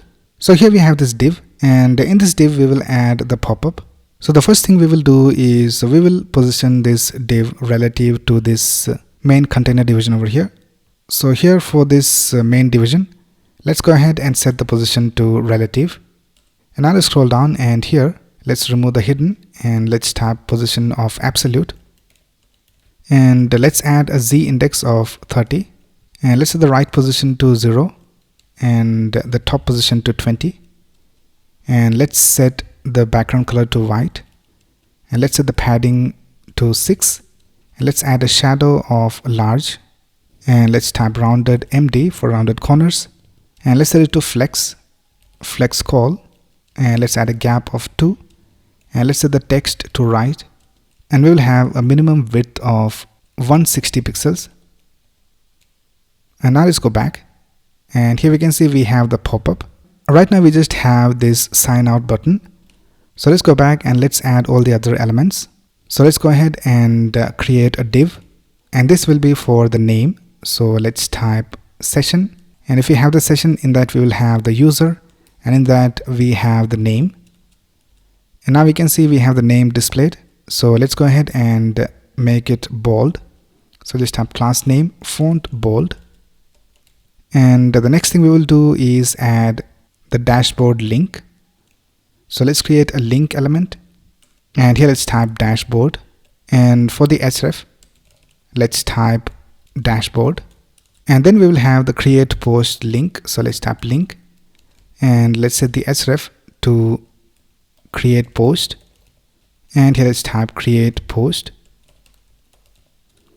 And we can also add the email if you want. So I'll just type div, and let's type session user email, and here we can see we have all these details inside our pop-up. Now we need to hide and display this pop-up when we click on this profile image. So for that, let's create a state, and here let's type const, and let's call it is pop-up visible, and here let's type set is pop-up visible, and here let's type use state, and let's import it from React, and by default we'll set it to false. Now here in this pop-up division, I'll just go ahead and add a conditional. So let's cut this flex from here, and here I'll just add all of this inside backticks, and let's add all of this inside curly braces. And here let's type $symbol curly braces, and let's type is pop-up visible, and if it is visible, then we'll just set the display to flex, or else we'll just set the display to hidden. And now we can see it is hidden, but if we change this to true, now we can see that the pop-up is being displayed. Now let's go ahead and change the value using onClick. So here let's go ahead and for the image, let's add an onClick, and here let's call the function. So let's type set is pop-up visible, and we'll just set it to the opposite of the previous value. So to reference that, I'll just type priv, and here let's type exclamation priv. And now if we go back, here we can see that when we click on this, we have the pop-up displayed, and if I click on it again, it disappears. Now when we hover over this, we need to have underline. So let's go back and let's add that. So here for this link, let's type class name, let's type hover underline, and let's do the same for this link. Let's type class name hover underline, and now when we hover over this, we have the underline. And now if we click on this link, we are taken to the create post page, but the pop-up is still here. So when we click on these, we need to hide the pop-up. So here let's add an onClick. So let's type onClick, and here let's type set is pop-up visible to false, and let's do the same for this link. Let's type onClick and set is pop-up visible to false. And now if we click on this link, the pop-up is hidden. Now when we click outside this pop-up, the pop-up should disappear. So let's add that functionality. Now for that, we need to create a reference for this pop-up, and for that we will use useRef. So here let's type const, and let's call it pop-up ref, and here let's type useRef, and the type will be HTML div element or null, and by default we'll just set it to null. And let's import useRef from React. So let's type useRef. Right now let's scroll down, and here for this pop-up, let's add a ref and let's set it to pop-up ref. Right now the pop-up ref is set to this division. Now let's go ahead and add the functionality. So we will use effect for that. So let's type use effect, and let's create an arrow function over here. And for the second argument, we need to have the dependency array. So here I'll just add is pop-up visible. So whenever this value changes, we will execute this code. Now here we need to create a function, and let's call it handle click outside. And here we'll get an argument, and I'll just set the type to mouse event. And here we'll just add an if condition, and here let's type pop-up ref dot current ampersand, and let's type exclamation pop-up ref dot current dot contains. And here we need to type e.target, and let's set it as a node. And if this condition is true, then we will set is pop-up visible to false.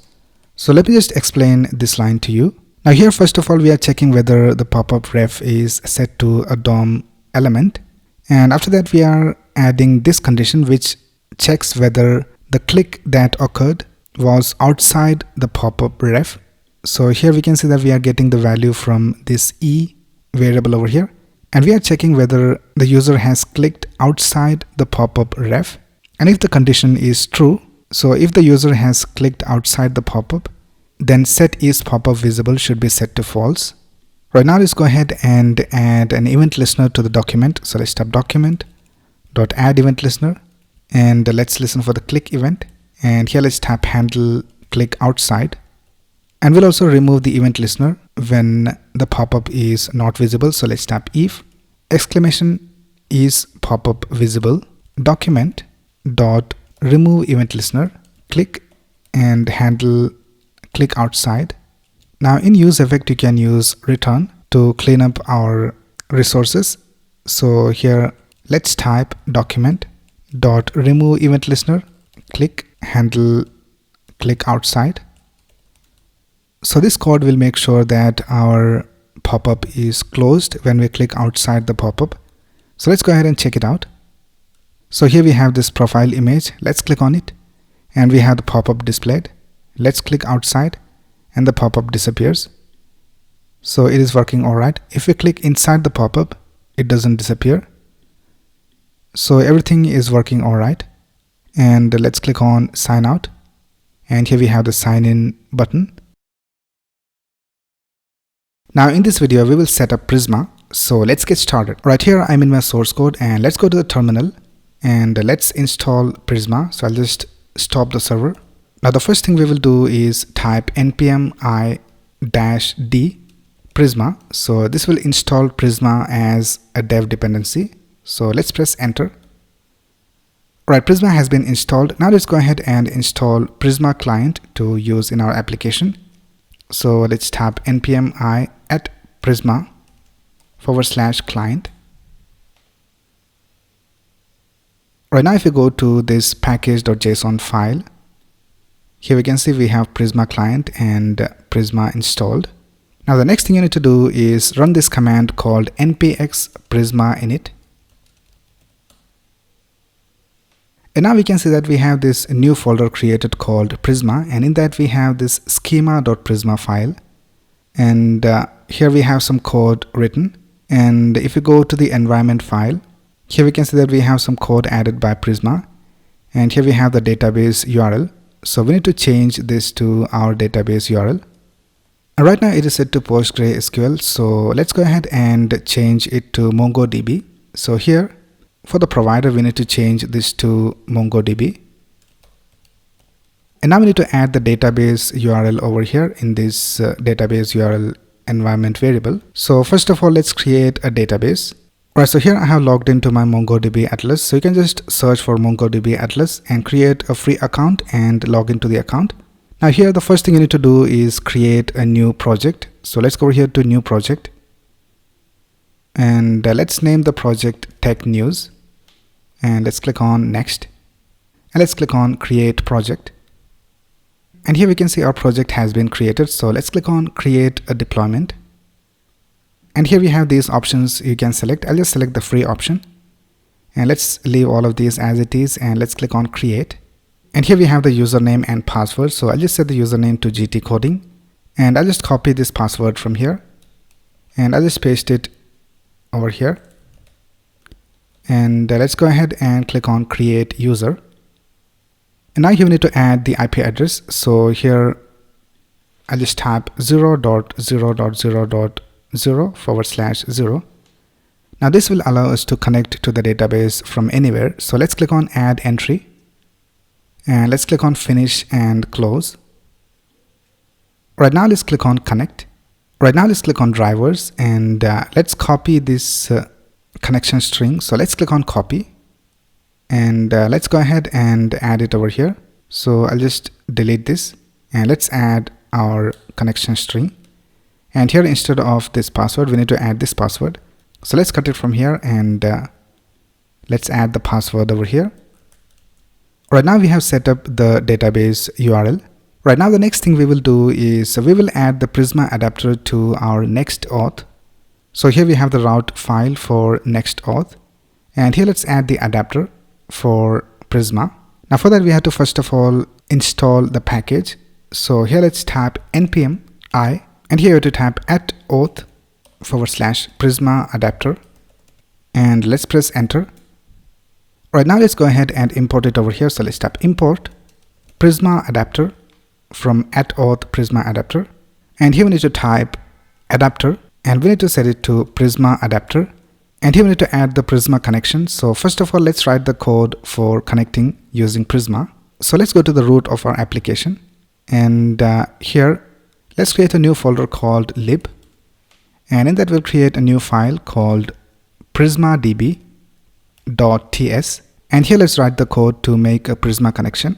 Now if you go to the Prisma documentation, and if you scroll down over here to best practice for instantiating Prisma client with Next.js, here we can see that we have this code which we can use for the Prisma connection. Now this code basically prevents us from creating multiple instances of Prisma client. So let's go ahead and copy this code, and let's paste it over here. So here we can see that we are returning this Prisma. So this contains the Prisma connection. So let's go back over here, and let's import that. So let's type import Prisma from @lib prismadb, and let's add it over here. So I'll just type Prisma, and let's add a comma over here. Right now the next thing we need to do is we need to create the models. So if you go to this Prisma folder, and if you go to the schema.prisma file, here we need to create the models according to the Next Auth specifications. So here if you go to the Next Auth documentation, you can just go to auth.js.dev and just go to adapters and go to Prisma adapter. And here we can see that to set it up, we have to copy this same schema from here. So let's go ahead and copy from this line of code till here. So we need to copy all these things as it is, because these are the different types of data that Next Auth handles. So here we have account, we have session, the user, and the verification token. So let's copy all of this, and let's paste it over here. Now here we can see we have some errors over here. That's because we are using MongoDB for the provider.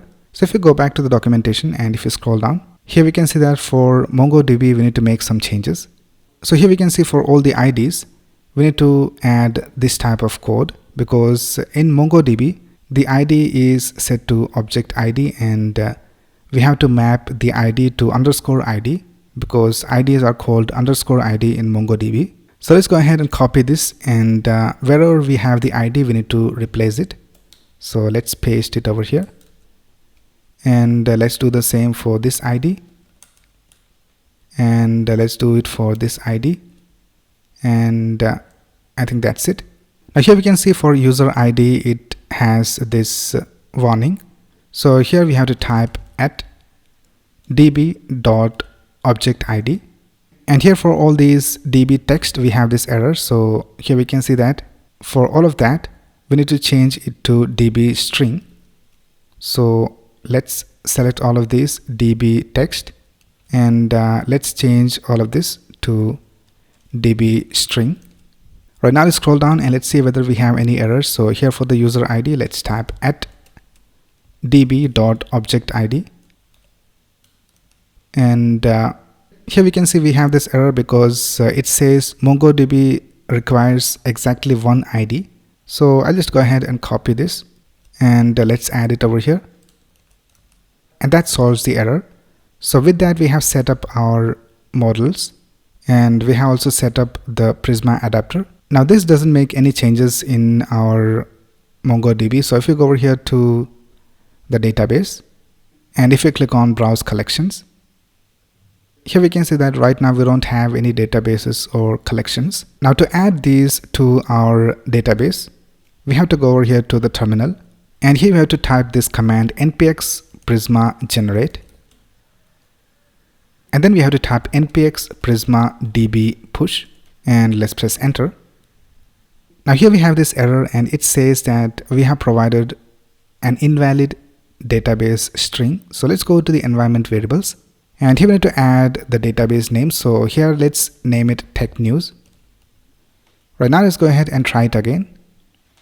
So let's type npx prisma generate and npx prisma db push, and now we can see that it has no errors and it says your database indexes are now in sync with your Prisma schema. So now if we go back to our MongoDB database and let's reload this page, and now we can see we have all these tables created. So we have account, we have session, we have user and verification token. So these are all the models that we specified over here in this Prisma file. Right now let's go ahead and run the application. So let's type npm run dev, and let's reload the application. And now let's go ahead and log into our account and let's see what changes we have in this database. So let's go over here to sign in and let's click on sign in with Google. Right, we have signed in with Google, but we have this error because we are getting this image from an external source. So let's copy this domain. Now this image is the profile image. So let's go over here to the next config and let's add the domain over here. Now we can see it works and we have this profile image displayed. Now let's go to our MongoDB database and let's reload. And now let's go to account. And here we can see that the account information is displayed over here. We have the provider set to Google. We have all these things over here. We have the ID and the expires at and all these things over here. And if you go over here to user, here we have the user details. We have the name, email, and the image. And if you go to session, here we can see we have the current session. We have the user ID and the session token. And that's basically how this Prisma adapter works. Now let's log in with our GitHub account. So let's sign out. So let's click on sign in with GitHub. So now we can see that we are signed in with our GitHub account and we have the details over here. So now let's go to our MongoDB database and let's reload. And here we can see in the session we have the new session. But if you go over here to account, we have another account created for GitHub. So here we can see we have the provider set to GitHub. And if we go to user, here we can see we have one more entry and we have the name, email ID, and the image. So the Prisma adapter is working all right. Now in this video, we will create the API of our application.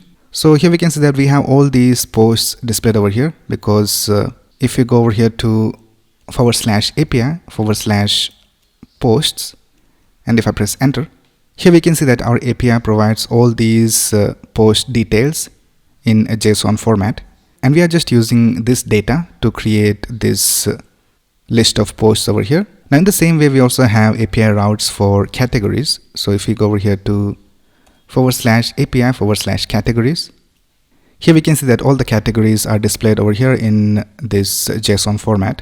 So in this video, we will create this API and we will use MongoDB for the database and we will use Prisma to connect to the database. So let's get started. This is how our application looks right now. Now we are just getting this data from a file called data.js in our application. Now we're going to replace all of this with the data from our database. So for that we need to create the API. So let's go over here to the app folder, and here to create a folder called API, but we already have this folder called API over here. So in this API folder, we need to create the different routes. Now the first one we will create is the API route for categories, and it is simple. So let's go ahead and create that first. So for that you have to go over here to API, and you have to create a new folder called categories. And in this folder you have to create a new file called route.ts. And now if you go ahead and type export function get, and here if I just return a JSON, so I'll just type return next response, and let's get it from next server.json. And here for now I'll just type message, test message. Right now if you go back to our website, and if you go over here to API/categories, and if I press enter, here we can see that message test message is being displayed over here. Right now we need to display the categories over here. So for that we need to add some categories to our database. So let's do that. Let's open the terminal, and let's create a new terminal. Now since we are using Prisma, we also have the option of adding, editing and removing the data using the Prisma Studio. So let's tap npx Prisma Studio, and here we can see that Prisma Studio is opened in localhost 5555. So here we have the Prisma Studio, and here we can see that all the models are displayed over here. Now we need to create a model for the categories. So before adding the data, let's go ahead and create all the models that we need. So let's go back to the schema.prisma file, and here let's add the necessary models. Now the first thing we will do is we'll create the model for posts. So let's create a model, and let's name it post. And here first of all let's add the ID. So let's copy this ID from here and let's paste it over here. And then the next thing we need to do is create a title. So the title is gonna be string, and then in the post we need to have the content. So let's type content, and it is also a string. And then the next thing we need to have is the image URL of the thumbnail. So let's type image URL, and it is gonna be a string, and it is optional. So let's add a question mark over here, and this is gonna be capital S. And then the next thing we need to have is the public ID. Now we're going to need the public ID to delete the image from Cloudinary. So let's add that over here, public ID, and it is also optional. And the next thing we need to have is the category name. So let's type cat name, and it is going to be a string, and it is also optional. And then we need to reference the category. So here let's create a model, and let's call it category. Now we need to reference this category model over here in the post. So let's first of all add the ID to the category, and here we also need to add the category name. So I'll just call it cat name, and let's set the type to string, and it is going to be unique. So let's type @unique. Now let's go ahead and here let's type category, and let's set it to category, this model right here, and this is also optional. So let's add a question mark over here. And now we need to add the relation of this category to this category. So for that you have to type @relation, and here you have to type fields, and here we need to add the name of this category and this one right here. So both of them are the same. So let's type cat name, and then references, and here let's type cat name. Right now we don't have any errors. Right now the next thing we need to do is we need to reference all the posts that this category has. So I'll just change this name to small post, and it's going to be an array. So let's type posts, and let's reference the ID of the post. So let's type post IDs, and it is going to be a string array, and it is going to be of type @db object ID. Right now let's go back to the post, and let's continue creating the schema. And the next thing we need to add is the author. So let's type author, and the author should reference to the user that we have. So if you scroll up, here we can see that we have this user. So we'll just reference this user here in the author. So let's type user, and let's type @relation, and let's type fields, and here we will reference the user email because it is going to be unique. So here for the user, let's also type posts, and let's set it to post array, And let's scroll down. And for the email, it is called email. So let's scroll down, and here let's type author email. This is the name that we're going to give over here in the post. So here let's type author email, and it is going to be a string. And here for the reference ID, let's type email, because that's what we call it over here in the user. So now the user and the posts are connected. Right now, let's go ahead, and the next thing we need to add is the links. So let's type links, and it is going to be an array of strings. So let's type string array. And then we need to add the created at and updated at values. So let's type created at, and for that, let's set the type to date time. And the Prisma has this default value called now. So this will give us the current date and time. Then we need to have updated at, and let's type date time. And the Prisma has this value called updated at. Alright, so with that, we have completed creating the schema of our application. So we have the category, we have the post, and we have connected the user to the posts. Right now, let's go ahead and sync the data in this schema with the MongoDB database. So let's go ahead and open the terminal, and let's go over here, and I'll just stop the server, and let's type npx prisma generate,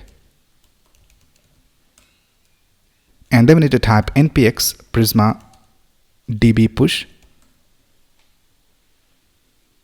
Well, now we can see it says that your database indexes are now in sync with your Prisma schema. So let's go ahead and open the MongoDB database. Right, so here I have opened the MongoDB database, and here we can see we have the category and the post. So now let's go ahead and add some categories using Prisma Studio. So here, right now it is not updated. So let's go back over here, and let's stop and start npx Prisma Studio. Right now we can see we have all the updated data. So let's go over here to category, and let's add some categories. So let's go to our website, and here we can see we have the categories technology, tips and tricks, AI, web dev, and programming. So let's add these. So you can just click on add record, and here the ID is auto generated. So let's go to cat name, and here let's type technology. Now let's go ahead and add a new record, and let's type tips and tricks. And now let's add a new record, and let's add all these categories quick. And for the next, we need to have AI. So let's type AI, and then we have web dev. And then lastly, we have programming. And let's go ahead and save 5 changes. And now we can see all the categories are displayed over here. So now let's go ahead and return the categories in our API. So let's go over here to the API categories route, and here let's go ahead and get the data using Prisma. So here let's cut this, and let's go ahead and add a try catch block.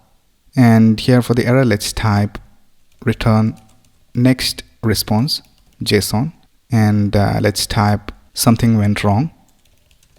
And he will also console.log the error. So we'll get the error in the terminal. And here in the try catch block, let's go ahead and first of all, let's import Prisma. So let's type import Prisma from @lib_prisma_db.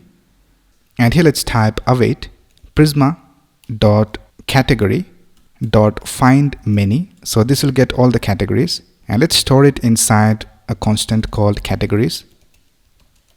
And since we are using await, we need to change this into an async function. And now let's go ahead and return this. So let's type return, and here let's type next response.json, and let's return the categories.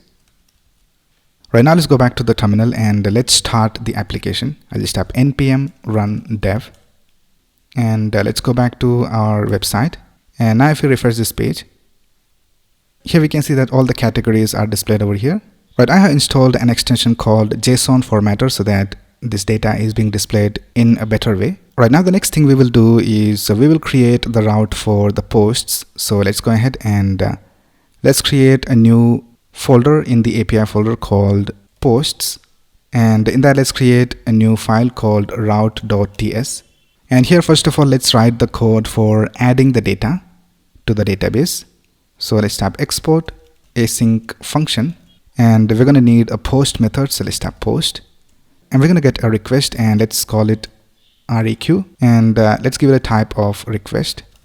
Now in the request, we're going to get some data, so let's destructure the data. So I'll just tap const, and we're going to get the data called title, content, and we're going to get the links and the selected category and the image URL and the public ID. So we're going to get all this data from this req. So let's tap await req.json. Right now, let's go ahead and see if the title and the content are blank. So let's tap if exclamation title or exclamation content. So if one of these is blank, then we'll just return next response, and let's get it from next server.json. And here let's type error. Let's type title and content are required, and let's also provide a status code of 500. Right now, let's use a try catch block, and in this we will write the code to add it to the database. So I'll just call it new post, and let's set it equal to await Prisma, and let's import it from lib prismadb dot post dot create, and here let's pass the data. So let's tap data, and here let's pass title, content, links, image URL, public ID, cat name, because that's what we are calling in the schema. So here we can see we are calling it cat name, and then we need to have author email. Now here for the category, we are getting it as selected category. So here we need to type :selected category, and we are not getting the author email in our request. So we need to get the author email from the session, but we will do that later. For now, let's go ahead and create a const for the author email, and let's set it to john@email.com. Right now, let's go over here and let's go outside this Prisma code, and let's type console.log, and here let's type post created, and let's also return the post. So let's type return next response.json, and let's type new post, and here in the error, let's go ahead and type return next response. Let's type JSON, and here let's type message couldn't create post. Right now, let's see whether this works. So we have this API route called API posts. Now we're going to test this using Postman. So you can download this application called Postman, and this is basically an application to test your routes. So here let's change the method to post, and here let's type http localhost 3001 /API /posts, and here we need to pass these details. So let's go over here to body and row, and let's select JSON, and here let's add these details. So we need to have the title, content, links, selected category, image URL, and public ID. So let's type title, and let's set the title to new title, and let's type content, and let's set it to new content, and then we need to have the links. So let's type links, and this is going to be an empty array, and then we need to have selected category, and here let's type technology, and then we need to have the image URL. I'll just set it to blank, and then we have the public ID, and let's set it to blank as well. Right now, let's go ahead and send this request,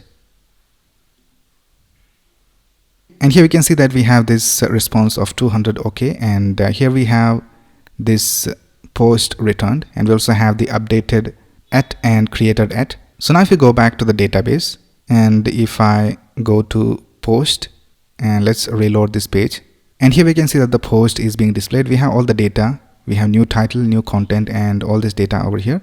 Now if you go back to the Prisma Studio, here we can see that in technology we have one post displayed. Let's open that, and here we have this error. So let's click on show details, and here we can see that inconsistent query result, field author is required. Now the problem is that here if you go back to the schema, here we can see that the author email, and here we need to have the author.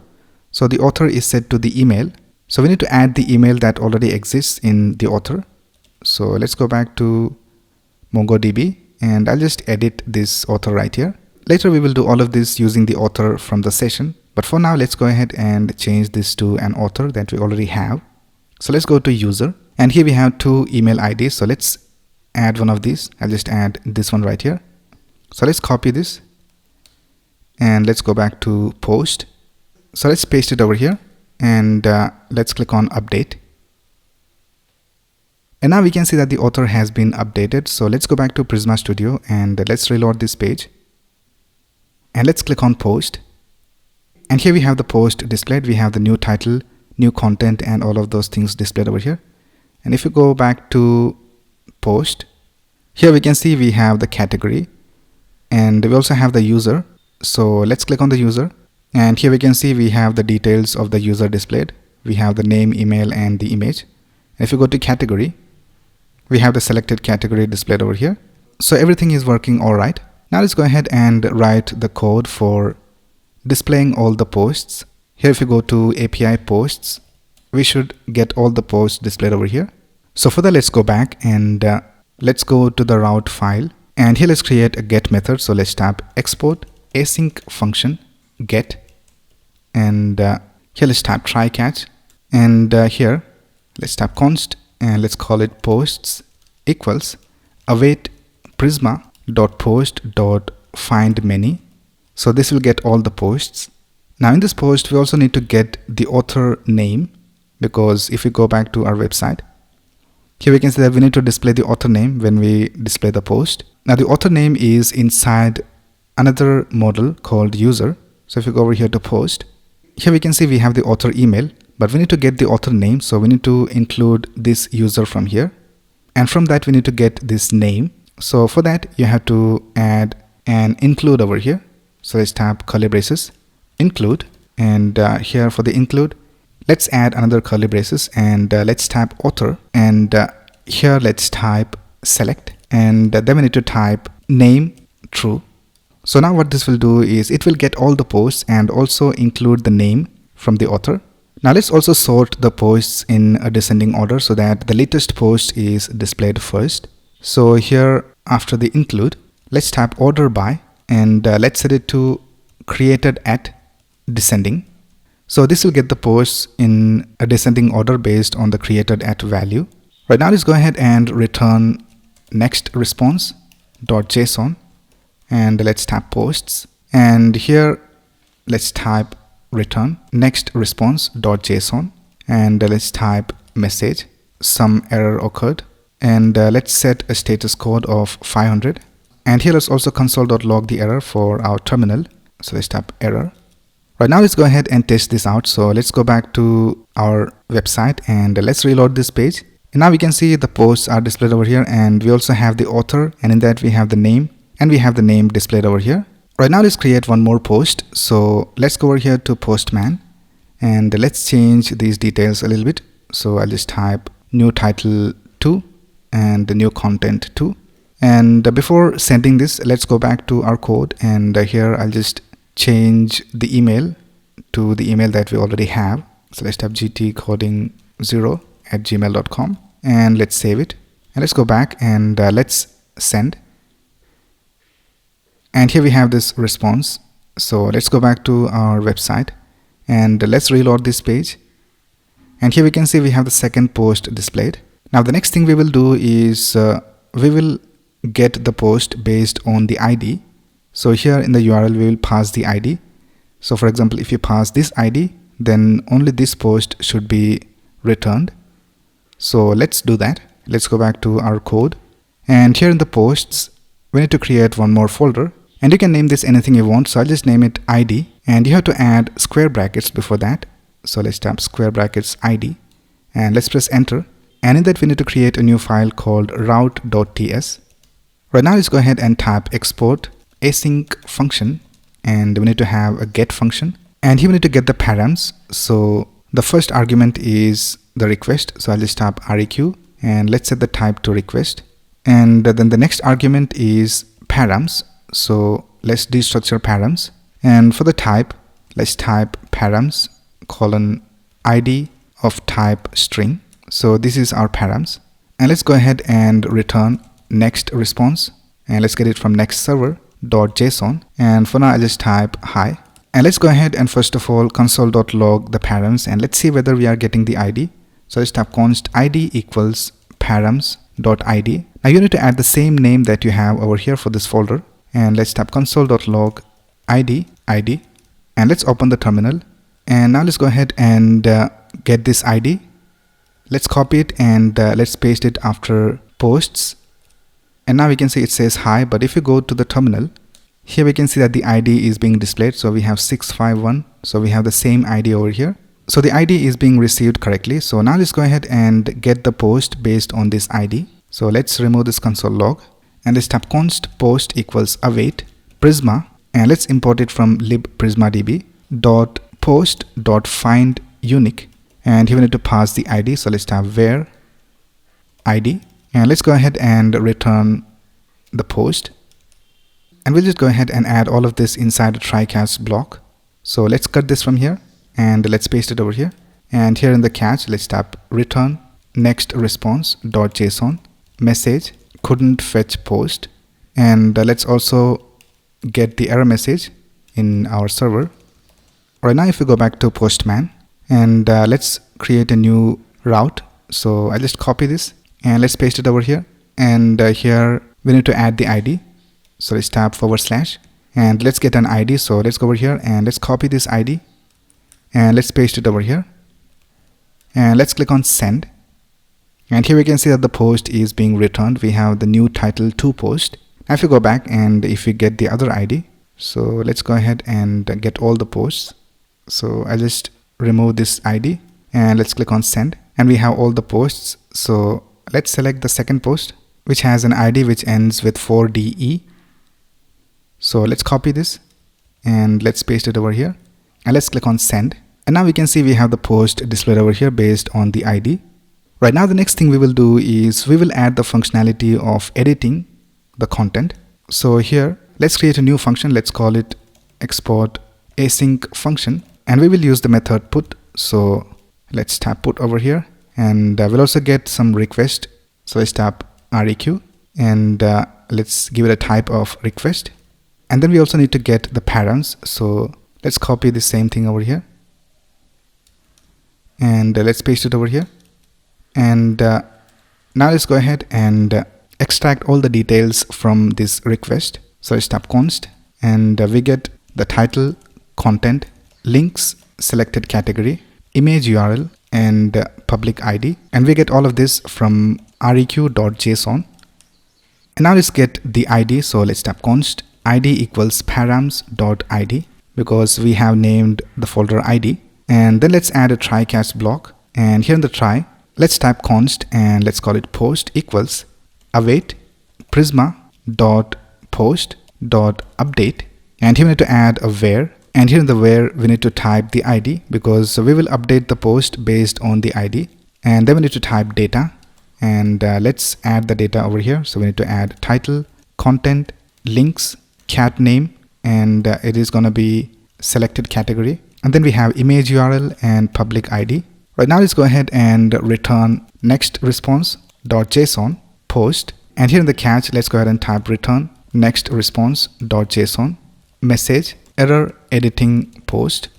And here let's type console.log error. Right now, let's see whether this works. So if you go back to our website and if you go to posts, here we can see we have these two posts displayed. So the first one is new title 2. So let's go ahead and change some details over here. So we'll just change the title and the content.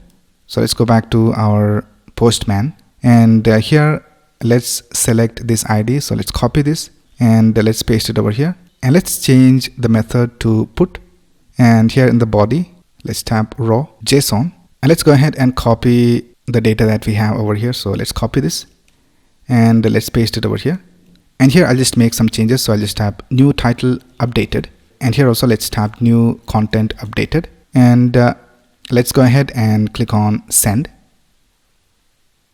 And here we can see that we have the edited post returned over here. So let's go back to our website. And right now it is set to new title 2. So let's reload this page.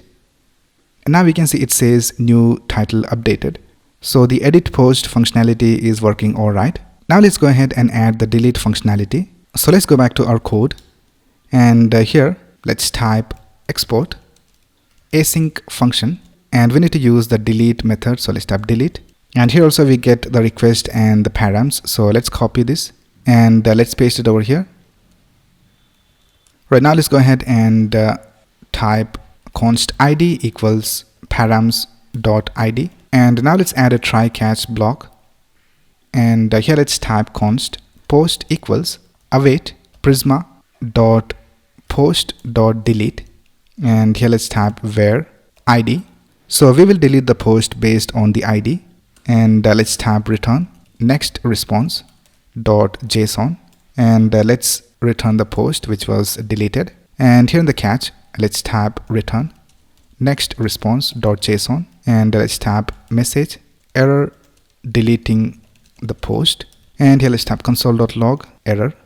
And now let's see whether this works. So let's go back to our postman, and right now we have two posts over here. So let's delete this one right here with new title and new content. So let's copy this id and let's go back to postman, and here let's go ahead and set the params to none, and let's select delete, and here let's paste the id, and let's click on send. And here we can see that the deleted post is being returned over here. So let's go back to our website and let's reload this page. And now we can see we just have one post. So the delete method is working all right. All right, now let's go ahead and create a route for displaying the posts in a specific category. So right now if you go to categories, we can see that all the categories are displayed over here. Now what we need to do is when we copy this ID and if we add it after this categories right here, then we need to get all the posts that has this category. So for that, let's go back to our code, and here we can see we have already created this categories route. Now we need to create a dynamic route like we did for the posts. So let's create another folder, and I'll just call it cat name. And now in this cat name folder, we need to create a file called route.ts. Now the code that we need to have for this route.ts file is similar to this file over here. So here we are getting the post based on the ID. So let's copy this code from here. So let's copy it, and let's go back and let's go to the cat name route, and let's paste it over here. And here we need to import next response. So let's type import next response from next server, and we also need to import Prisma. So let's type import Prisma from lib prismadb. Now here we are getting the cat name. So here instead of ID, we need to change this to cat name. So let's select all the IDs and let's change it to cat name.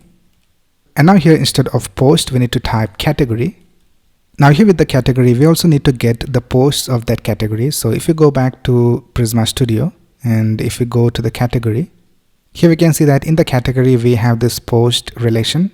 And here we have all the posts that are related to this category. So let's go ahead and use an include. So here let's type include, and we need to include posts. And in the post, we also need to include the author because we need to display the author in the post as well. So here let's type include, and here let's type author, and let's set it to true. And let's also sort the post. So here let's type order by, and let's set it to created at, and let's set it to descending. And here let's go ahead and change this name to posts because we're gonna get multiple posts. Now let's go ahead and test it out. So let's go to postman, and let's create a new request, and I'll just copy this and let's paste it over here. And here let's type categories, and here we need to add the category name. So here we can see that we are getting the category name.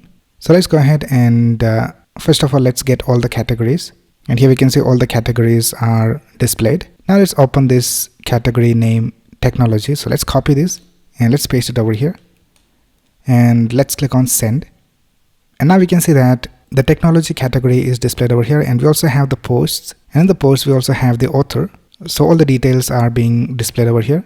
Now if you go ahead and add a different category, so we have another category called AI. So let's type AI and let's click on send. And now we can see that the AI category is being returned, but we don't have any posts. So with that, we have completed writing the code for this category name route. Now the last thing we need to do is we need to create a route for all the posts by a specific author. So here let's go ahead and let's go to the API folder and let's create a new folder called authors, and we will get the post by the author email. So let's create one more folder and let's name it square brackets email. So this is going to be a dynamic route, and in that we need to create a file called route.ts, and this is also almost the same code. So let's go over here to the category route and let's copy this code and let's paste it over here and let's make the necessary changes. So the first thing we need to do is change cat name to email. So let's select all these cat names from here and let's change all of them to email. And here instead of category we need to type user. So we are going to get the data from user. Now here when we get the posts of the specific user, we don't need to fetch the user. So let's delete this include from here and we'll just keep the order by. Right now let's go ahead and test this out. So let's go back to Postman and here let's go to API authors and here let's add the author. So let's go back to Prisma Studio and let's see what is the email of an author. So here we can see we have an email right here, gtcoding0@gmail.com. So let's add that over here. So here let's type gtcoding0@gmail.com and let's click on send. And now we can see that the posts of the specific user are displayed over here. And here we are not fetching the author because this data will be for the dashboard and the author themselves will be seeing the page. Alright, so with that we have completed writing the API of our application. Now in the previous video we created the API of our application. So we are getting all the data from these API routes. Now let's go ahead and connect the API to our front end. So let's get started. Right now the first thing we will do is we will display all the categories in our home page. Now here we can see that we have these categories displayed over here, but it is not from this database. So in the database we have technology, tips and tricks, AI, web dev and programming, and we need to display that over here. But these categories are being fetched from our data.js file which we used just for testing. So here we have the categories. Right now let's go ahead and fetch the categories from the database. So for that let's go to this component which displays this categories list. So here we have this component called categories list. Right now here instead of getting the categories data from this @data, let's delete it and let's get the categories from the database. So for that let's go ahead and type const and we are naming it categories data. I'll just rename it to categories. And here let's type const categories and let's set it equal to await and let's create a function called get categories. And since we are using await, we need to change this function into an async function. Right now let's go ahead and create this get categories function. So here let's type const get categories and it is going to be an async function. And here let's add a try catch block, and here in the try let's type const and let's call it res equals await, and for the categories we have this API route which is API categories. So we need to hit this API route. So let's type fetch and here we need to add the API route. So let's copy this and let's paste it over here. Now let's go ahead and change this homepage URL to an environment variable so that when we deploy this application we just need to change the environment variable and the code will work alright. So let's go to the env file and now here we can see that we already have this Next Auth URL, so we can use this. If you don't have the Next Auth URL you can go ahead and create your own environment variable, but I'll just use this Next Auth URL. So let's go back and here instead of localhost 3001 let's type $ curly braces and here let's type process.env.nextauth URL. Right now let's go ahead and see if the result is okay. So let's type if res.ok. Then let's go ahead and type const and let's call it categories equals await res.json and let's go ahead and return categories. And here in the catch let's go ahead and console.log the error and here let's type return null. Now if we scroll down here we can see that for the category we have this error and it says that it has a type of any. So let's go ahead and create a type for the categories. Right now let's go ahead and go to our application and let's create a new folder and let's call it types. And here we will add all the types. So let's create a new file called index.ts and let's create a type for the category. So let's tap export type and let's call it T category. And for the category we need to have an ID and it is going to be a string, and we'll also have the cat name for the category name and it is also a string. Right now let's go ahead and get this type over here. So I'll just import T category from @app types, and here for the return type let's go ahead and type promise and T category, and it will be an array or null. Right now let's go ahead and add this return null over here at the bottom. Right now we can see we have these errors. So in the category we have cat name, not name. So let's go ahead and change this to cat name, and here also let's change this to cat name, and now this should work. So let's go back to our website and let's go to the home page, and now here we can see all the categories are being displayed over here. And if I click on this category we can see that we are taken to that page, categories technology. So everything is working all right. Right now the next thing we will do is we will connect the UI of the create post page to the API. So let's go ahead and log in. So let's log in with Google. And now we can see we are logged in. So let's click on create new. And this is the create post page.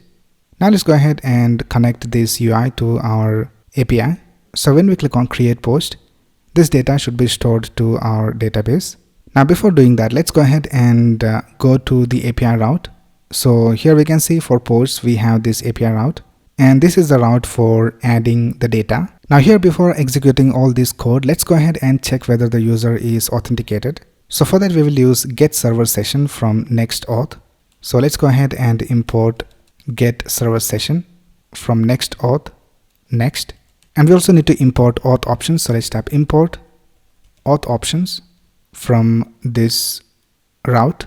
Right now let's go ahead and type const session equals await get server session auth options, and now let's add an if condition and let's check whether we have a session. So let's type if exclamation session. So if you don't have a session, then we'll just go ahead and return next response.json, and here let's set the error to not authenticated, and let's also send a status code of 401. Right now we need to do the same for the edit and the delete routes. So let's copy this and let's go to this route right here, and here we have the edit route. So let's add the code over here. So I'll just paste it over here, and let's get server session and auth options. So just type import get server session from Next Auth next, and import auth options from this route, and let's scroll down and let's do the same for the delete method. So let's paste it over here. Right now let's go ahead and write the functionality of this create post page. So for the create post page we can see that we are using this component called create post form. So let's go to that, and here we can see that we have these input fields. So we need to get the data from these input fields and we need to store it somewhere. So let's create states for that. So let's type const title set title equals use state, and by default the title will be empty. And let's go ahead and duplicate this a couple more times, and for the second one let's change this to set content, and for the third one let's change this to categories, and for this one let's change this to selected category, and for the next one let's change this to image URL, and then lastly we have public ID. Right now this category state is for this drop down. So this will basically be an array of categories. So here for the type, let's set it to T category, and let's import it from app types, and it will be an array. So let's add square brackets over here, and here in this default value let's set it to an empty array. And lastly let's go ahead and also add the error. So let's type error over here. Right now, the next thing we will do is we will fetch all the categories and store it inside this categories state. So for that, we will use effect. So let's type use effect and let's import it from React. And here, let's create an arrow function. And for the second argument, I'll just leave it an empty array. So it will run the first time the page loads. So let's create a function called fetch all categories. And it will be an async function. And here let's type const res equals await fetch. And since this is a client component, we can directly type the relative path. So let's type API /categories. And now let's go ahead and store it as cat names equals await res.json. So this will get all the categories and store it inside cat names. And let's go ahead and set this state to this cat names. So let's type set categories and let's set it to cat names. And now let's go ahead and call the function over here. So let's type fetch all categories. Right now let's scroll down and here we have the categories data. So we have the state called categories. So let's change the name to categories. And here instead of name, we have to change this to cat name. Right now let's go back to our website and let's reload this page. And now we can see that all the categories are displayed over here. Now the next thing we will do is whenever we make any changes to these input fields, we need to add the values to these states. So title and content. So let's go ahead and do that. Here for the first input field, let's add an on change. And here let's type E and let's set it to set title. And let's set it to e.target.value. And let's do the same for the text area. So here let's type on change e set content e.target.value. And the next thing is the links. So we have already added the functionality of the links over here. So here we can see that we are adding the links. And then the next thing is the categories. So here we have the categories. So here for the select, let's go ahead and add an on change. And let's type e set selected category and let's set it to e.target.value. So now whenever we change the value of this drop down, this should set the selected category state over here. And then let's go ahead and here we have the error message. Now we will display the error message only if we have an error. So let's add this inside curly braces. And here let's type error because we have the state called error ampersand. And here we'll add the div. And here instead of typing error message, let's add the actual error message over here. So let's type error. Right now let's go ahead and create a function to handle the form submit. So here for the form, let's add an on submit. And here let's call a function called handle submit. And now let's create this function. So let's type const handle submit. And here we will get a variable and let's give it a type of react dot form event. And here let's type e.prevent default to prevent the default behavior, which is reloading the page. Right now let's go ahead and check if we don't have the title and the content. So let's type if exclamation mark title or exclamation content. Then we'll set the error to title and content are required. And then we can just return. So now if we go back and if I reload this page, let's click on create post. And now we can see it says title and content are required. Right now let's go back and here after this, let's go ahead and create a try catch block. And in here, we will make a fetch call to the API posts route. So let's type const res equals await fetch. And let's type API /posts. And let's go ahead and change this function to an async function because we are using await. So here let's type async. And now we need to use the post method over here because we are creating some data. So here let's add an object and here let's type method and let's set it to post. And then we need to have headers and we will set it to an object. And here let's type content type and let's set it to application JSON. And then we need to have the body. So let's type body.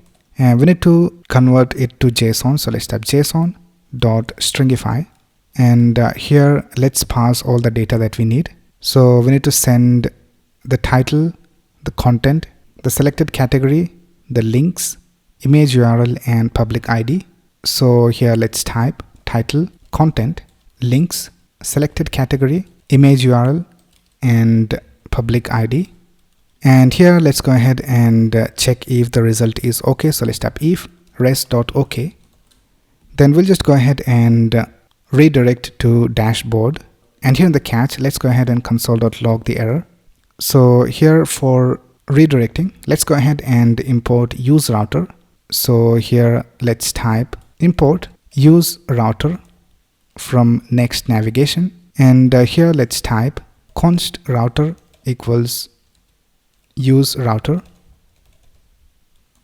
And now let's go ahead and use it over here. So let's type router.push dashboard. And now we can go ahead and delete this import from here for the categories data that we had earlier. But now let's see whether this works. So let's go back to our website and let's reload this page. And here let's add some title. So I'll just type Next.js. And here let's type create awesome websites with Next.js.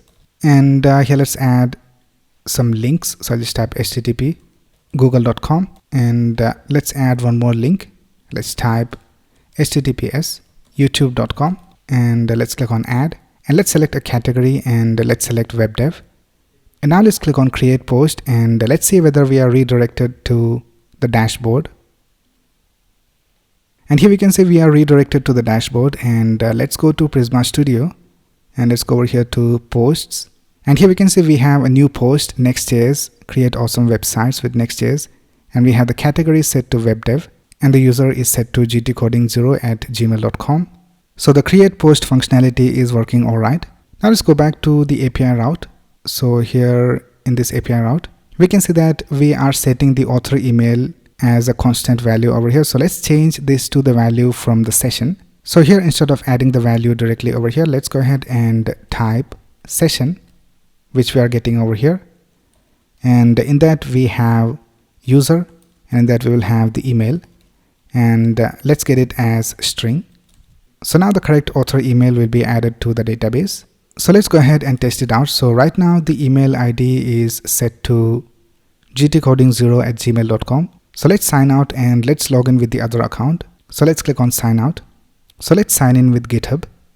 And now we can see we are signed in with this email ID, tutorial@gtcoding.net. So now let's create a new post and let's add some content. So here I'll just type JavaScript. And here let's type JavaScript is awesome. And let's leave the link blank and let's select a category and let's select programming. And now let's click on create post. And now we can see we are redirected back to the dashboard. And if you go to the Prisma Studio and if I reload this page, we can see we have the third post, and for the user it is set to tutorial@gtcoding.net because we are logged in with that user. So everything is working all right. So here we can see that the user is being selected. Right now the last thing we will do is display the posts over here from the database. So right now this data is coming from data.js file. So let's go to the main page, which is the page.tsx file. And here we can see that we are getting the data from @data, post data. So let's remove this. And now let's go ahead and get the posts from the database. So let's go ahead and type const and let's call it posts equals await. And we'll create a function called get posts. And let's change these names to posts. And now let's go ahead and change this function to an async function. And now let's create this get posts method. So let's type const get posts, and it is going to be an async function. And here let's add a try catch block. And here let's type const res equals await fetch. And here we need to make a fetch call to this API route, which is API/posts. Here we can see all the posts are being displayed. So we need to copy this. So let's copy it and let's paste it over here. Now here, instead of this home page, we need to replace this with the environment variable. So here let's type $symbol curly braces process.env .next auth URL, and then let's type if res.ok const posts equals await res.json, and let's return posts. And he will also add one more option, which is cache, and let's set the cache to no store so that it will not cache the data. So we will get the updated data. Right now, just like we did for the categories, let's create a type for this post. So let's go over here to types, index.ts, and let's create a type for the posts. So let's type export type t post, and for the post we need to have an ID. It's going to be a string. Then we need to have a title. It is going to be a string as well. And then we need to have a content. It is going to be a string. And then we need to have the image URL, and it is optional, so let's type question mark, and it is also a string. And then we need to have public ID, and it is a string. And then we need to have cat name, and it is also optional. Let's type string. Then we have the links, and it is going to be null or an array of strings. And then we have created at, and it is going to be a string. And then we have the author email, and it is going to be a string as well. And then lastly we need to have the author name as well. Now if you go back to our API, here we can see that the author name is inside the author. In that we have the name. So let's add that type over here. Let's type author, and in that we have the name, and it is going to be a string. Right now let's go ahead and use this type. So let's go to page.tsx file, and here let's set the return type to promise t post, and let's import it from types, and it will be an array or it will be null. Right now let's go ahead and set the console log of the catch to error, and here lastly we will return null if anything goes wrong. Right now here we have some errors. So for the author we need to type post.author.name, and then for the author email let's type post.author.email, and then for the date let's type post.created@, and then for the thumbnail let's type post.image_URL, and then for the category let's type post.cat_name, and that should solve the problems. So let's go ahead and save this, and let's go back to our website, and let's go to the home page. And now we can see that the posts are being displayed over here. We have the title and the content. We also have the category displayed over here. Now since we don't have any thumbnail, we are getting this placeholder thumbnail displayed over here. And here we have the previous post, and we also have the links displayed over here. So everything is working all right. Now the last thing we will do in this video is we will display these edit and delete options only when the user is logged in and the post is written by them. So for that, let's go back over here, and in this page.tsx file we are passing the author email. So we are getting the author email from the database, and we are passing it over here as a prop. So let's go to the post component, and here we can see we are getting the author email. So here let's go ahead and get the session details. So let's import get server session from Next Auth next, and let's import auth options from this route.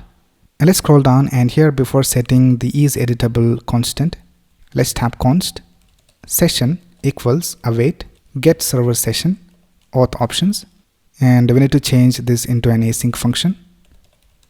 And here for editable, let's type const editable equals session ampersand.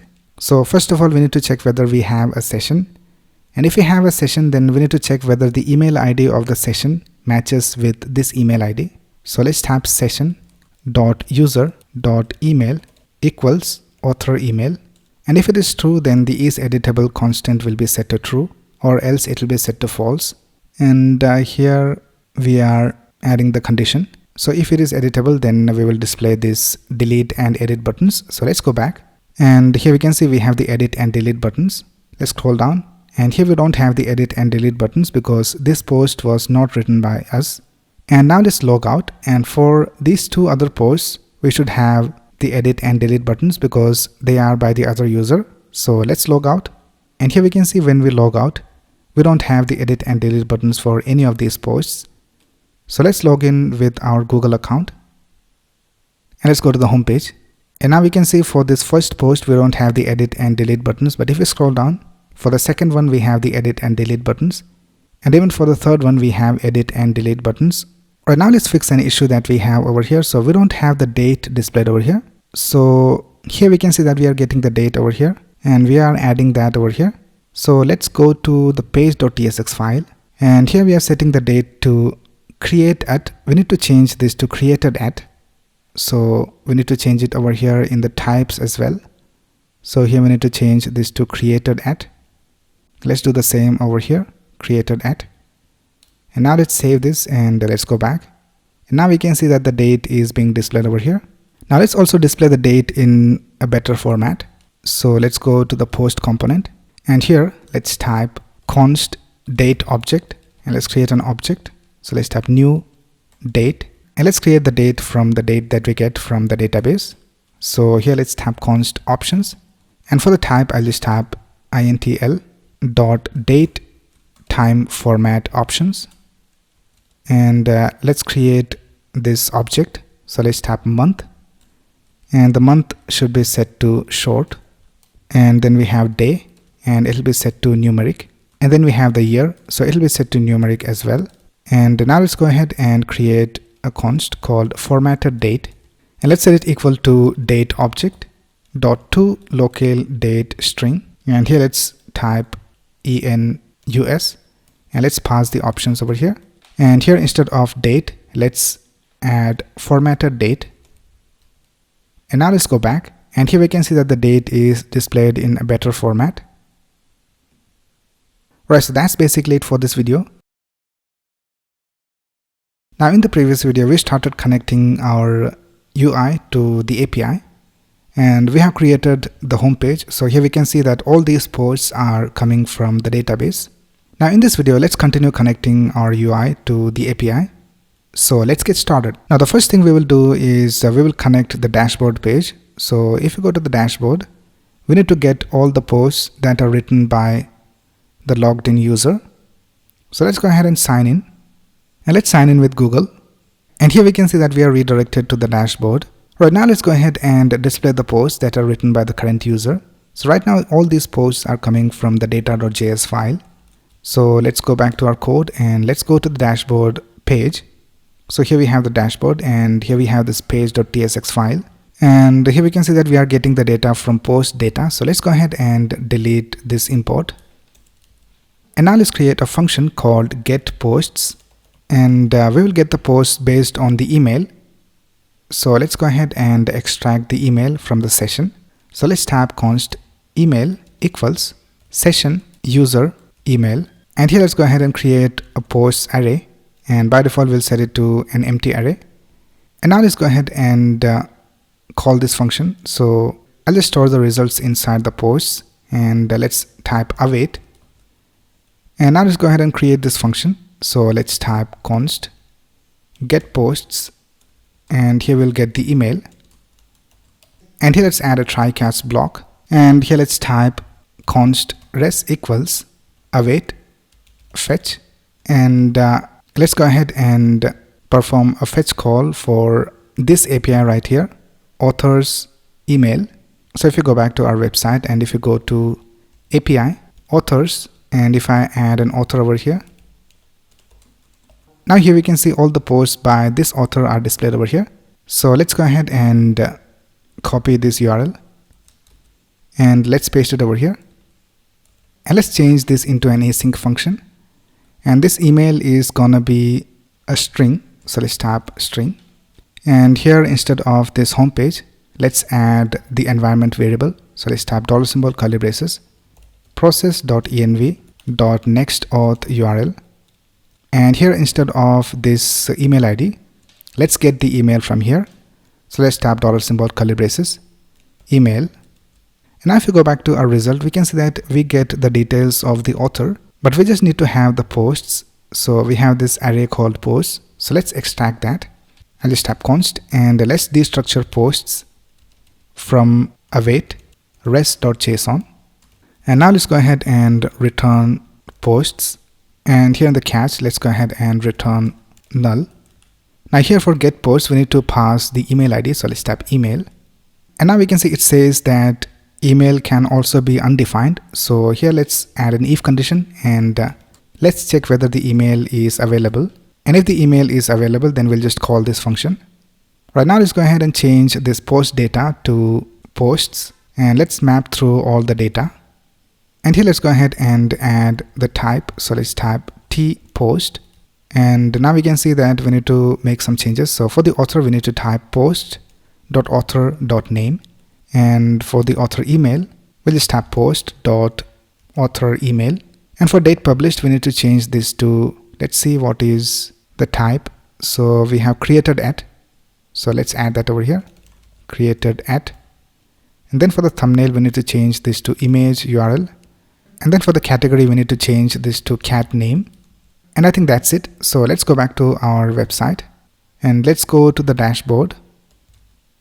Now here we can see that we have this error. So let's go back.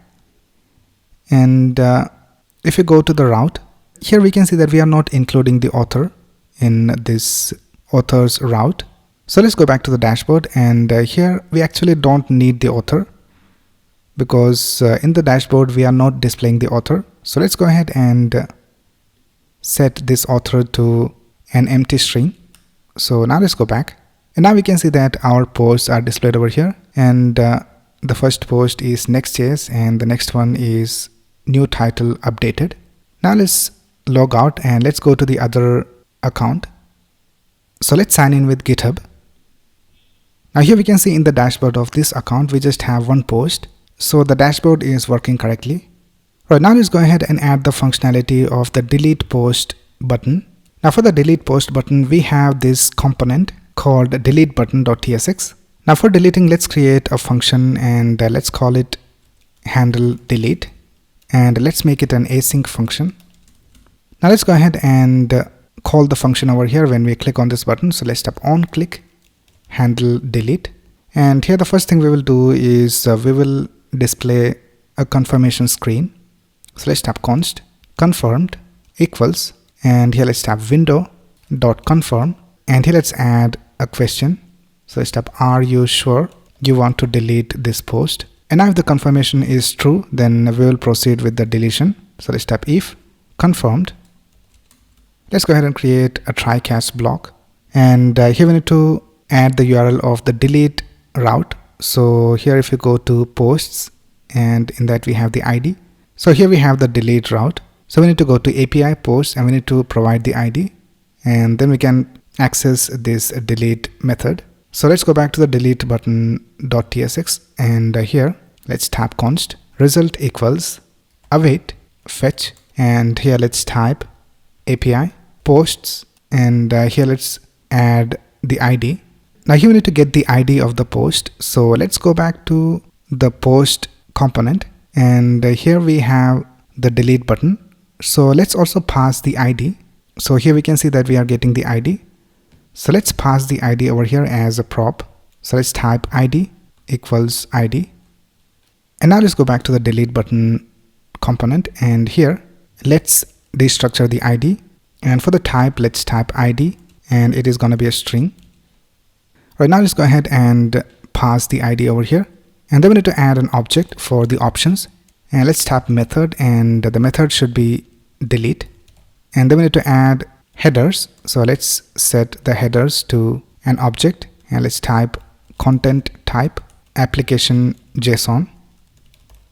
Right now let's go ahead and see whether the result is okay. So let's tap if res.ok, and here I'll just console.log, and let's tap post deleted, and here in the catch let's tap console.log error. Right now let's go back to our website, and here we can see that we have this error because we are using the onClick event handler, and so we need to change this to a client component. So let's type use client, and now let's go back, and here we have this post. So let's click on delete, and if you click on cancel, we can see that the post is still there. So let's click on delete, and let's click on OK.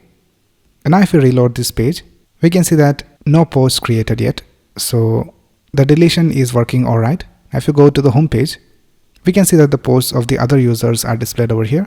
So with that, we have added the delete functionality to our posts. Now in this video, we will add the functionality of editing posts in this website.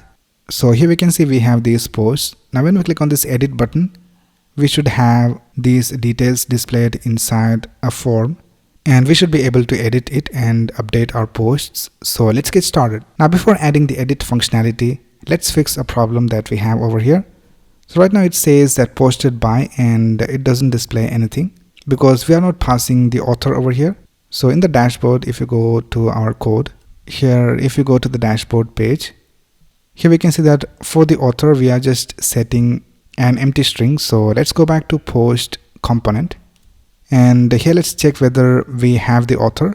So here let's type author, and if the author is available, then we'll just display this code.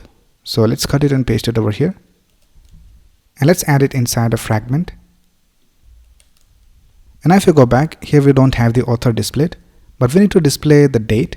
So let's go ahead and change this to a question mark, and here let's type colon, and I'll just copy this React fragment from here and let's paste it down here.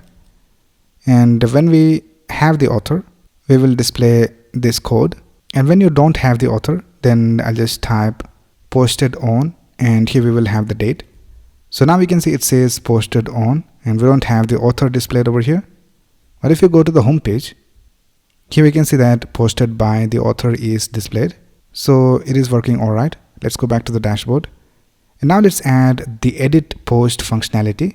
So now if you click on this edit button, here we have already set a link. So it is set to edit post / the ID of the post. And we can see that for this one, we have the ID which ends with F2D. And for the other post, we have the ID which ends with 4E1. So the correct ID is being passed. So let's click on one of these edit post buttons, and now let's create this edit post page over here. So inside the app folder, let's create a new folder, and it should be called edit post. So let's tap edit post, and in there we need to have this dynamic route for the ID. So let's create another folder, and let's call it square brackets ID. And in there we need to create another file called page.tsx. And now if you just type export default function, edit post, and let's type return edit post. And now we can see it says edit post. Now for the actual edit post form, we'll create another component. So let's create a component over here, and let's call it edit post form.tsx. And for now, I'll just type export default function, edit post form, and let's type return edit post form.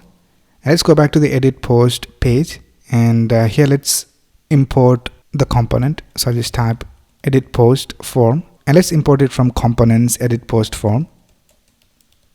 So now we can see it says edit post form. Right now we need to get the post using this ID, and we need to pass the data to this edit post form as a prop.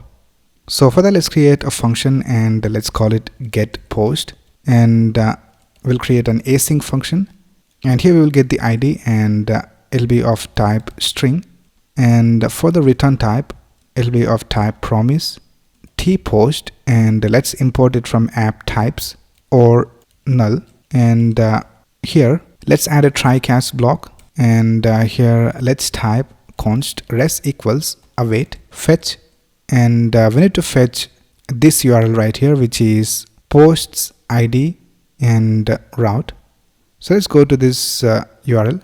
Here if you scroll up, here we can see that we have this get function, and here we need to pass the params, which is the ID, and we will get a response of the post with the ID.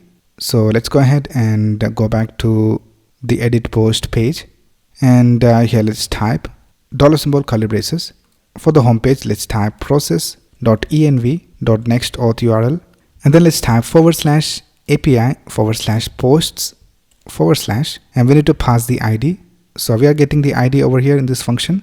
So let's type $ curly braces, and here let's type ID, and here we will add an option. Let's type cache, and let's set it to no store, so that we always get the updated data. So the data is not going to be cached. Right now let's type if res.ok, and if the response is okay, then we'll just type const post equals await res.json, and let's return post. And here in the catch, let's type console.log error, and at the end let's return null. Right now the next thing we need to do is we need to get the ID from this params. So for that, here let's destructure params, and it will be of type params, which has this ID of string data type. And here let's go ahead and type const id equals params.id. So this will get the ID. I'll just go ahead and console.log it over here so that we make sure that the ID is being fetched. So let's go back to our page and let's reload this page, and let's go back to the terminal, and now we can see that the ID is being displayed over here. So we have the correct ID. But now let's go back, and the next thing we will do is if the user is not logged in, we will just redirect to the sign in page. So we already have added that functionality to the dashboard. So let's go over here and let's copy the code. Here we have this if condition and also this const session. So let's copy this and let's paste it over here, and I'll just delete these 2 lines of code. Right now let's go ahead and import get server session, auth options, and redirect. And before that, let's go ahead and change this into an async function. Right now let's import get server session from next auth next, and then we need to import auth options from this route and import redirect from next navigation. Right now scroll down, and now if the user is not logged in, they'll be redirected to the sign in page. But now let's call this function called get post. So here let's type const post equals await get post, and let's pass the ID over here. And here in the return, let's go ahead and check whether the post is available. So here let's create a React fragment, and I'll just add it inside the fragment. And here let's type if post, then let's cut this and let's paste it over here. And if the post is not available, then I'll just create a div and let's type invalid post. Right now the next thing we need to do is we need to pass this post as a prop to this edit post form component. So let's type post equals post. Right now let's go back to the edit post form component. Now this component is almost the same as the add post component. So let's go ahead and copy the code from that. So let's go to create post component and let's copy all this code, and let's go to the edit post form component and let's paste the code over here, and let's make the necessary changes. So here I'll just change the name to edit post form, and here we get the props. So I'll just destructure it. I'll just type post, and the type will be post of type tpost, and we'll just import it from app types. Right now if you go back to our website, here we can see that we have the form displayed. So let's go back, and the first thing we will do is we will populate these input fields with the value of the post. So let's go back to our code, and here we already have this use effect. So let's go below this code, and here let's create a function called init values, and here let's set the values of these states from the values that we get inside these props. So let's type set title, and here let's type post dot, and we have the title, and let's do the same for all the other states. So let's type set content post dot content, and set image URL post dot image URL or empty string, and set public ID post dot public ID or empty string, and let's type set selected category post dot cat name or empty string. And now let's call this function. So let's type init values.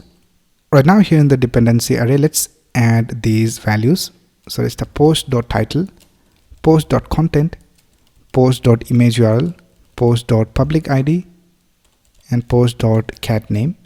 Right now let's scroll down, and here for the input values we need to set it to the state. So for the title we need to set it to this title state. So here let's go ahead and add a value attribute and let's set it to title. And for the second one, let's change the value to content. And for the links, we already have this link added over here. And then we have the link input. And then lastly, we have the categories. So here for the select tag, let's type value and let's set it to selected category. And now let's go back to our website. And now we can see that our content of the post are populated over here in these input fields. We also have the selected category displayed over here. Right now, if you go back to the dashboard and let's go ahead and open another post. So let's open this post right here. So we have this title of new title updated and the content of new content updated. We have this tag of technology. So let's click on edit. And here we can see that the correct values are displayed over here inside these input fields. Right now, let's go back to our code and let's modify the code for the handle submit function. So we have this function called handle submit, which is called on the form submit. So let's scroll up and here we have this handle submit function. So here also we will add this condition for checking if the title and content are available. And if it is not available, then we'll just set the error to title and content are required. And then let's go to the try catch block. And here we need to change the method to put because we are editing the post. So let's tap put. And here we need to pass the ID of the post. So if you go back to the edit route, so if you go to API and if I go to posts ID and route.ts file, here we have this put function and we need to have the params where we need to have the ID. So let's go back to edit post form component and here let's pass the ID. So I just change this into backticks and here let's tap $symbol curly braces and we can get the ID from this post that we get as a prop. So let's tap post dot and in that we have ID and the headers and the body are the same. And here also if the result is okay, we'll just redirect to the dashboard. Or if we have any errors, we'll just console.log the error. And now I think this should work. So let's go back to our website. Let's go ahead and change this title to edited title. And let's change the content to edited content. And let's change the category to tips and tricks. And let's see whether this works. So let's click on this button. Now we need to change the text to edit post. But for now, let's click on this button. And let's see whether we have any errors. And we can see that the post is not edited because we are not redirected to the dashboard page. So let's open the console. And here we have this error which says that we are not able to go to this API route. And if you take a look at the API route, it says that edit post API posts and the ID. Now this should not be the API route. It should be localhost 3001 /API/edit post. So something is wrong with our API route. So let's go back to our code and here we need to change this to /API. Right now let's go back and let's test it out. So let's reload this page and let's change this to edited title and here let's type edited content and let's change this to tips and tricks and let's click on create post. And now we can see that we are redirected to the dashboard. And if we scroll down, here we can see that we have the edited title and edited content and also the categories is set to tips and tricks. Right now let's also add a link. So we will add a link to this post. So let's click on edit. Let's go back and I'll just change the text. So here instead of create post, I'll just type update post. Right now here let's go ahead and add a link. So I'll just type http google.com and let's click on add. And let's click on update post. Right now let's scroll down and here we can see that we have the link added. Now here for this post, let's remove these links. So let's click on edit. The links are not being displayed over here. So let's go back to our code and here let's also set the link. So we have this links state. So let's type set links and let's type post.links. And it can also be an empty array. So let's type or empty array. And here let's add it. So let's type post.links. And now let's go back. And now we can see that the links are being displayed over here. So let's delete one of these links and let's click on update post. And now we can see we just have one link. So let's delete this link as well. Let's click on update post. And now we can see we don't have any links for this first post. So the edit post method is working all right. Now the last thing we will do in this video is that we will display all the posts of specific category when we go to that page. So if you go to the original website and if I click on, for example, technology, we don't have any posts over here. So let's go back and let's go to web dev. And here we can see that all the posts of web dev are displayed over here. So now if you go over here and click on web dev in our current application, right now we don't have any page for these categories. So let's go back and let's create that page. So let's go to app and let's create a new folder called categories. And in that we need to create a new folder. And here we need to have a dynamic route for the cat name. So let's create a folder called square brackets cat name. Now in this we'll create a new file called page.tsx. Right now here let's type export default function category posts, and here we need to get the params where we are passing the category name. So here let's type params, and for the type we will type params, and in that we have cat name, which is a string. Right now let's go ahead and create a function to get all the posts with this category name. So we'll create a function called getPosts, and here we'll pass the category name. We get the category name from this params. So let's type const category equals params.catName, and let's pass the category over here. So let's type category, and now let's change this function into an async function. Right now let's create this function called getPosts. So let's type const getPosts equals, and let's create an async function, and here in the argument we get the cat name, and it'll be of type string, and for the return type let's type promise, and it'll be of type tPost, and let's import it from app types or null. Now this is going to be an array, so let's add square brackets over here, and let's create this arrow function. Now here let's add a try catch block, and here in the try let's type const res equals await fetch, and here let's type $ curly braces process.env.next auth URL for the home page / API / and we need to go to this route right here called API categories, and this category name. So here we can see that we are getting all the posts with this category name.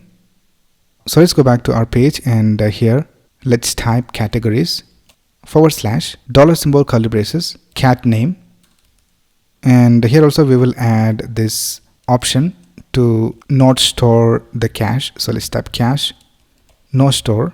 Right now let's check whether the result is okay. So let's type res, we need to change this to res.ok, and if you go to that API route, so I'll just go to that API route. So let's go over here to API categories web dev, and here we can see first of all we get the category, and in that we have the posts array.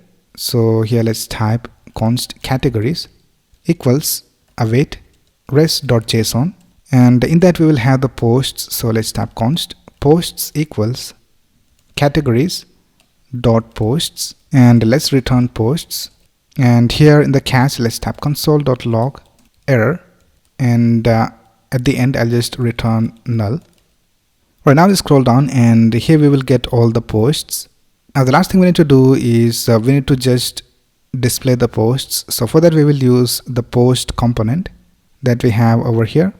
So let's type return, and here let's create a React fragment, and let's add an h1, and here let's add a span. So here we can see if you go to a category, here we have this title. So let's type category, and for the span let's type class name, and let's set it to font normal, and after this let's add a space, and let's add the category over here. So let's type category, and let's go back to the home page, and let's open a category.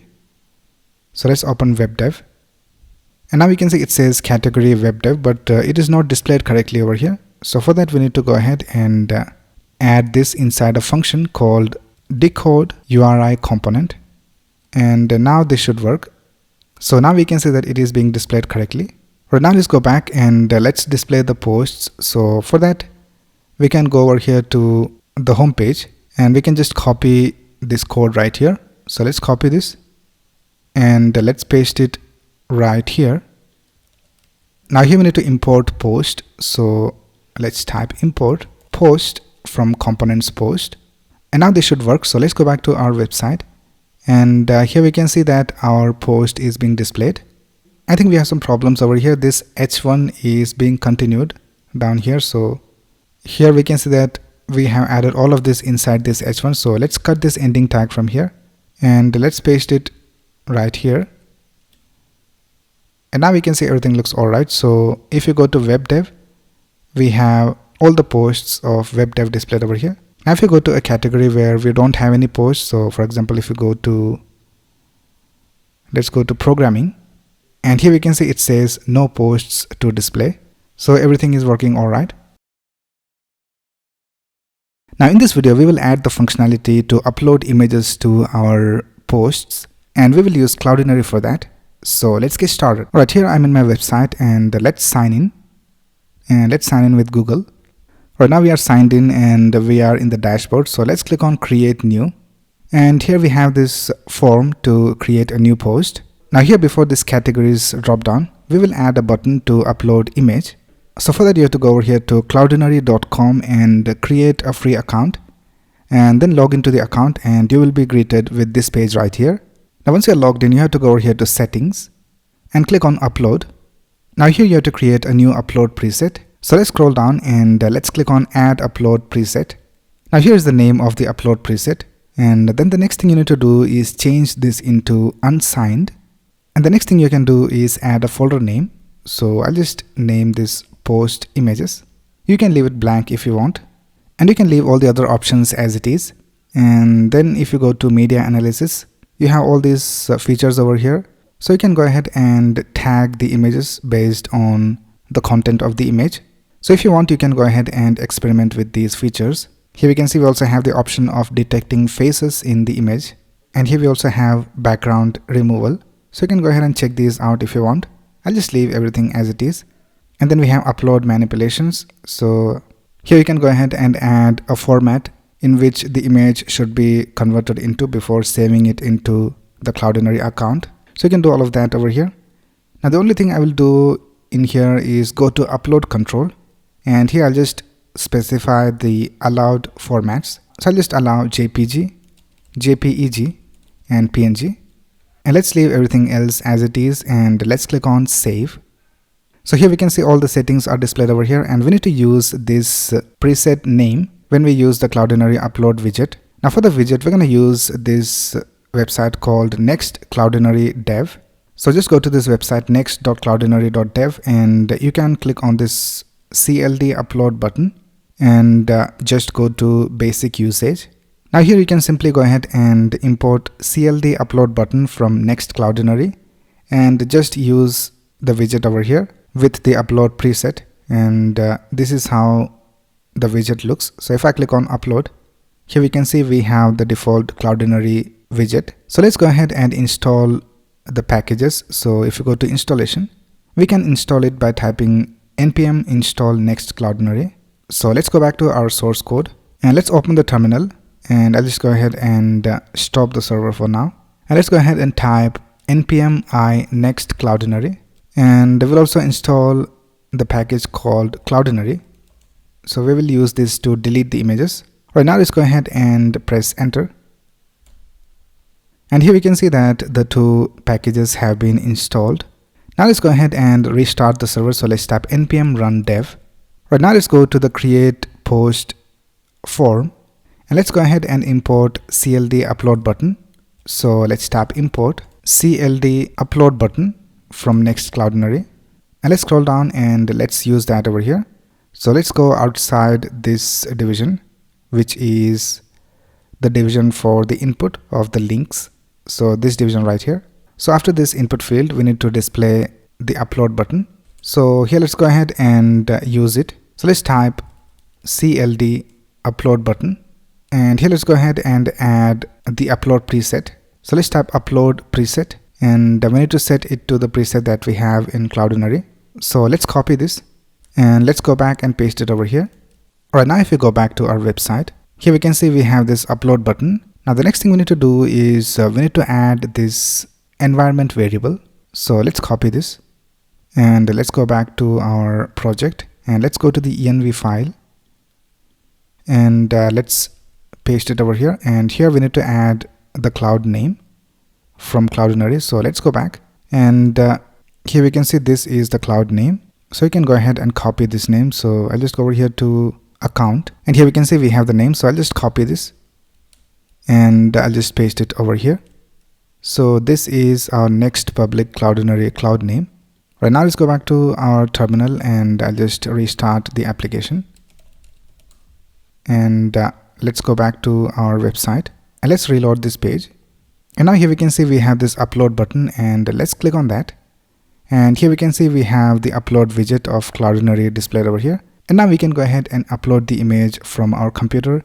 We can also add image from a URL and we have all these options over here. So that's basically how you can set up this Cloudinary upload button.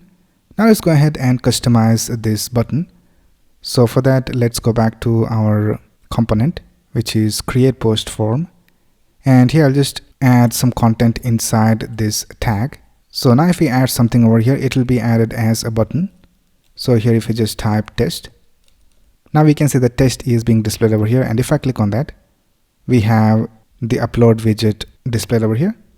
So let's go ahead and delete this. And what we're going to do is we'll just add an icon. So I'll just get the icon from heroicons.com. Right here I'm in heroicons.com and let's search for image. And let's copy this icon from here. So let's click on copy JSX and let's paste the icon over here. And now let's add some styles to this CLD upload button. So right now we can see that the icon is being displayed over here. So here let's add some classes. So I'll just type class name and let's go ahead and set the height to 48. Let's set a border of 2 and margin top of 4 and let's set the border to dotted and let's set it to grid. Place items to the center so that the icon is in the center. And let's also set the color to BG slate 100. And this is how the upload button looks. Let's also add rounded corners. So let's type rounded MD. Now when we click on this area, we have this widget displayed. But if we upload an image, the image should be displayed over here. And when we click on the image, the upload widget should not open. Before that, let's go ahead and add a function to handle the image upload. So here we need to type on upload and here we need to specify the function. So I'll just call it handle image upload. And let's go ahead and create the function over here. So here I'll just create the function called handle image upload. Now here in this function we get some data. So I'll just call it result and it will be of type CLD upload widget results. So let's import it from Next Cloudinary. Right now let's go ahead and console.log the result. And let's see what we get. Let's go ahead and upload an image. So I'll just open the console. And let's go ahead and upload the image. So let's upload from Unsplash. And I'll just upload this image right here and let's click on next. And let's select the small size and let's click on upload. And here we can see after the image was uploaded, we have this result. And in that we have the event set to success. And then we have the info. And in the info we have all these details. Now we need to get the info from the result. And then we need to check whether we have this public ID in the info and also the secure URL in the info. So if we have these two elements inside the info, then we will proceed with the rest of the code. So let's go back and here let's type const and let's get the info from result.info. And here let's type if secure URL in info ampersand public ID in info. So if we have these two values in info, then we will set the image URL state to the image that was uploaded. But here we can see that we have this error in info. So here let's go ahead and set the result info as an object. And now we don't have any errors. Right now let's go ahead and get the URL. So let's type const URL equals, and let's set it to info.secure URL, and we will get it as a string. And now let's type const public ID equals info.public ID as string. Right now let's go ahead and set the image URL state to the URL of the image, and the public ID state to the public ID that we get from the Cloudinary image. So let's type set image URL, and let's set it to URL, and let's type set public ID, and let's set it to this public ID right here. So let's copy it and paste it over here. And now let's go ahead and console.log these two values. So let's type console.log URL, and let's type console.log public ID. Right now let's go back to our website, and let's click on upload, and let's upload an image. So let's select this one right here, and let's click on next, and let's select small size, and let's click on upload. And now here we can see we have the URL of the image and also the public ID. Now in the code we have set this URL to the image URL and the public ID to the public ID state. Now let's go ahead and display the image right here after the image was uploaded. So here inside the Cloudinary upload button, let's go outside this div, and here we'll just check whether we have a value inside the image URL, and if we have any value then we'll just display the image. So I'll just create an image tag from next image, and here let's add the source. So let's type src equals, and let's set the source to image URL, and for the width and the height let's type fill, and let's add some class names over here. Now what we're going to do is we're going to position this image relative to this CLD upload button. So here let's add a class of relative, and now here let's type absolute. So now this will be positioned relative to this CLD upload button, and let's go ahead and set object to cover so that the image has the correct proportions, and let's type inset 0 so that it spans the full width and height of the container. And now let's add an alt for the image. So let's type alt, and let's set the alt to the title. So let's type title. Right now let's go back to our website, and let's upload an image. So let's select this image, and let's click on next, and let's select small and upload. And now here we have this error which we are familiar with. So we need to add this to the domains. So let's copy this, and let's go to the next config file, and let's paste it over here. And now let's go ahead and restart the application. And now let's go back to our website, and let's reload this page. Right now let's go ahead and upload another image. So let's go to Unsplash, and let's select this image, and let's click on next, and let's select small and upload, and let's click on done. And now we can see that the image is being displayed over here. Now when we have the image displayed over here, we should not be able to click on the image to upload another image. So let's go back, and let's go to the component create post form, and here I'll just add all of this inside backticks so that we can add some conditions, and let's add all of this inside curly braces. Right now here let's go ahead and type $symbol curly braces, and let's see whether we have the image URL, which means if we have the image uploaded. So let's type ampersand, and if we have the image, then we will add this class called pointer events none. So if we have any image displayed over here, then we should not be able to click on the image. So now we can see that we are not able to click on this image to upload another image. Now the next thing we need to do is, when we have an image uploaded, we need to have a button over here called remove image. So let's go back, and here let's go outside this CLD upload button, and here let's see whether we have the public ID. So if we have a public ID, then we'll just display the remove image button. So let's type public ID, and here let's type remove image, and let's add some classes over here. So let's type class name, and let's add a class of button, and let's add some more classes. So let's type width of fit content, and let's set the color of the background to red 600. and let's set the text to white, and let's add a margin bottom of 4, and the background color is not being added, and that's because we have added some background color for the button class. So I'll just remove it, and let's add our own classes over here. So let's tap padding top and bottom of 2, padding left and right of 4, and let's tap rounded MD. Let's also set the font to bold, and I think that's it with the remove button. Right now, let's go ahead and reload this page. Now we can see that when we don't have the image uploaded, we don't have the remove button displayed over here. But once we upload an image, so let's upload an image. So I'll just upload this image once again, and let's select small and upload, and let's click on done. And now we can see that once we upload the image, we are not able to click on the image to upload the image, and we have this remove button. Right now, let's add the functionality to remove the image when we click on this remove image button. So let's go back to our source code, and here for this button, let's add an on click, and let's create a function called remove image. So let's scroll up and let's create the function over here.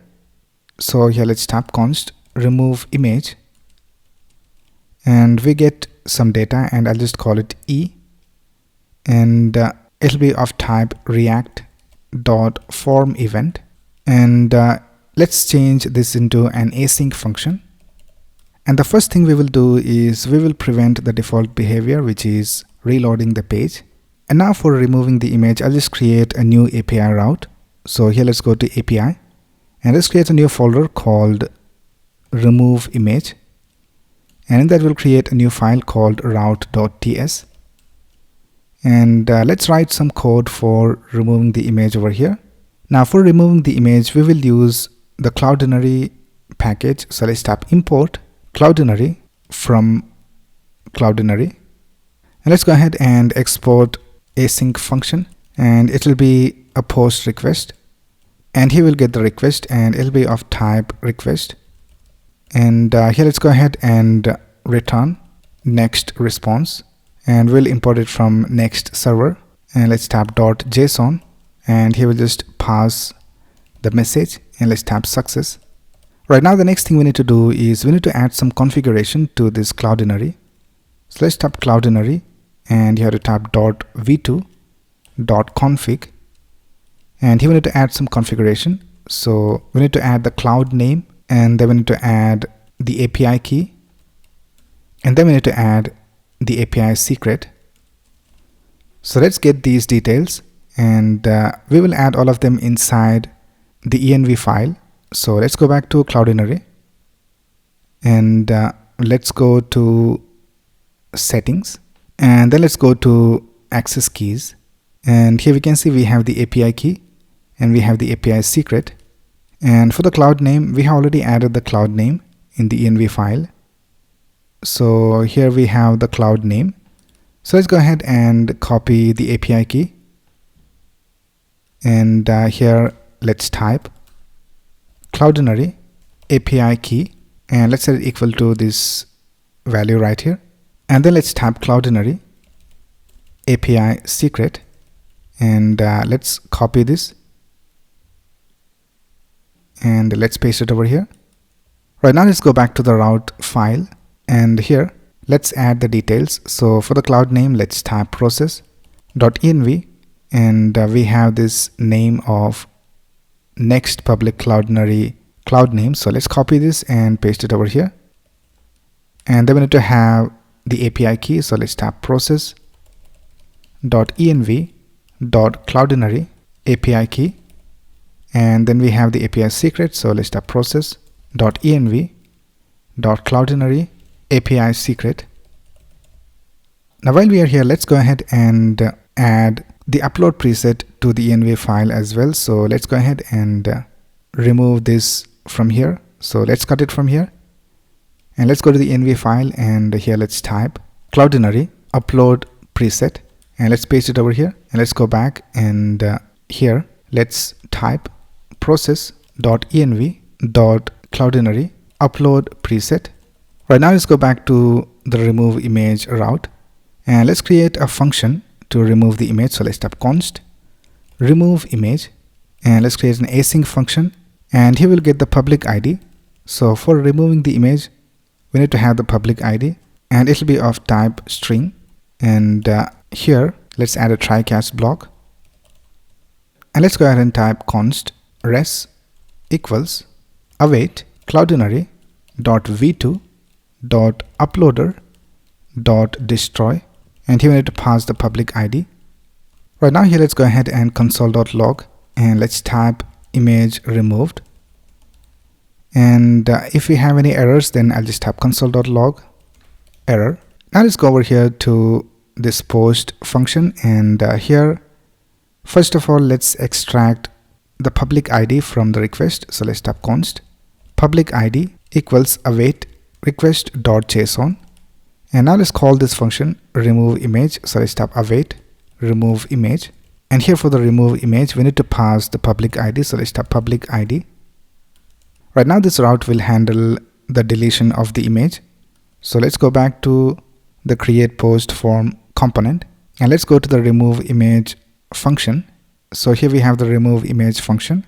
So here let's go ahead and type const res equals await, and let's type fetch, and here we need to type API / remove image, because here we can see we have created this folder called remove image, and in that we have the route.ts file, and we need to use the post method. So for that let's go ahead and here let's add the options, and let's type method, and let's set it to post, and then let's type headers, and let's set the headers to content type application JSON, and then let's type body, and let's type json.stringify, and here let's pass the public ID. So let's type public ID, and now let's check whether the response is okay. So if the response is okay, then we need to go ahead and set the image URL and the public ID to empty string. So let's type image, so let's type set image URL empty string, and set public ID empty string, and let's add all of this inside a try catch block. So let's cut this from here, and let's paste it over here, and here let's type console.log error. Right now let's see whether this works. So let's go back and let's reload this page, and let's go to the Cloudinary media library, and let's go to folders, and if you go to post images, here we can see that the uploaded images are displayed over here, and I'll just go ahead and delete all these images. So let's go ahead and select all the images, and let's click on delete. Right now all the images have been deleted. Right now let's go back to our website, and let's reload this page, and let's click on upload, and let's upload from Unsplash. Let's select this image, and let's click on next, and let's select small size and upload. Now here we can see we have this error, upload preset must be specified. So let's go back. Now if you go to this create post form component, and if you scroll down, here we have this CLD upload button, and here we are using the upload preset. Now this component is a client component. So if you scroll up, here we can see it says use client. So whenever we are using environment variables in a client component, the names of the environment variables should start with next public. So here let's type next public Cloudinary upload preset. So I'll just copy this, and let's go to the env file, and let's paste it over here. So next public Cloudinary upload preset. Now let's save this, and I'll just restart the server. Right now let's go back to our website, and let's reload this page, and let's click on upload, and let's select Unsplash, and let's select this image, and let's click on next, and let's select small size and upload. And now we can see that the image has been uploaded. So let's click on done, and here we can see that the image is displayed. Now if you go to the Cloudinary media library, and if I reload this page, here we can see that the image is being displayed. Now let's see whether the deletion is working. So let's click on remove image, and now the image has disappeared from here. So let's go back to Cloudinary, and let's see whether the image is removed from here as well. So let's reload this page, And here we can see that the image is deleted. So the image deletion is working all right. Right now, let's go ahead and create a new post. So I'll just name this artificial intelligence. And here let's add some content. So I'll just type this post is about AI. And let's go ahead and click on upload. And let's search for an image. I'll just type artificial intelligence. And let's select one of these images from here. So I'll just select this one right here. And let's click on next. And let's select small size and upload. And let's click on done. And here we can see that the image has been uploaded. And let's select a category and let's select AI. And now let's go ahead and click on create post. Right now here we can see that our post has been created and we have the thumbnail displayed over here. So let's go to the home page. And here also we have the image displayed. Let's go to the AI category. And here also the image is being displayed. So everything is working all right. Now let's go ahead and copy the code for the image upload and delete to the edit post form component. So let's go back and let's go to the create post form component. And first of all, let's go ahead and copy this CLD upload button. And I'll also copy this remove button. And let's copy all of this and let's go to the edit post form. And we need to paste it before the select. So here before the select, I'll just paste the code. And now we need to import image and CLD upload button. So here let's type import CLD upload button and import image from next image. Right now we need to create the functions. So we need to create the handle image upload and remove image. So let's copy these two functions. So here in the create post form, here we have the remove image function. So let's copy this and let's paste it over here. And let's go ahead and also copy this handle image upload. So let's copy this and let's paste it over here. And we also need to import this CLD upload widget results. So let's copy this and let's paste it over here. And let's scroll down and let's see whether we need to make any changes. Now here for the fetch, we need to change this to /API. And then for the handle image upload, I don't think we need to make any changes. So let's go ahead and see whether this works. So let's click on edit. And here we can see that all the content are populated over here, and we also have the image displayed over here. And let's click on remove image. And the image is removed. And now let's click on update. And let's reload this page. And now we can see that no thumbnail available. So let's go to Cloudinary Media Library and let's reload this page. And now we can see that we have no images uploaded over here. So the image upload and delete is working in the edit form as well. Now let's go ahead and add an image over here for this post. So let's click on edit and let's upload an image.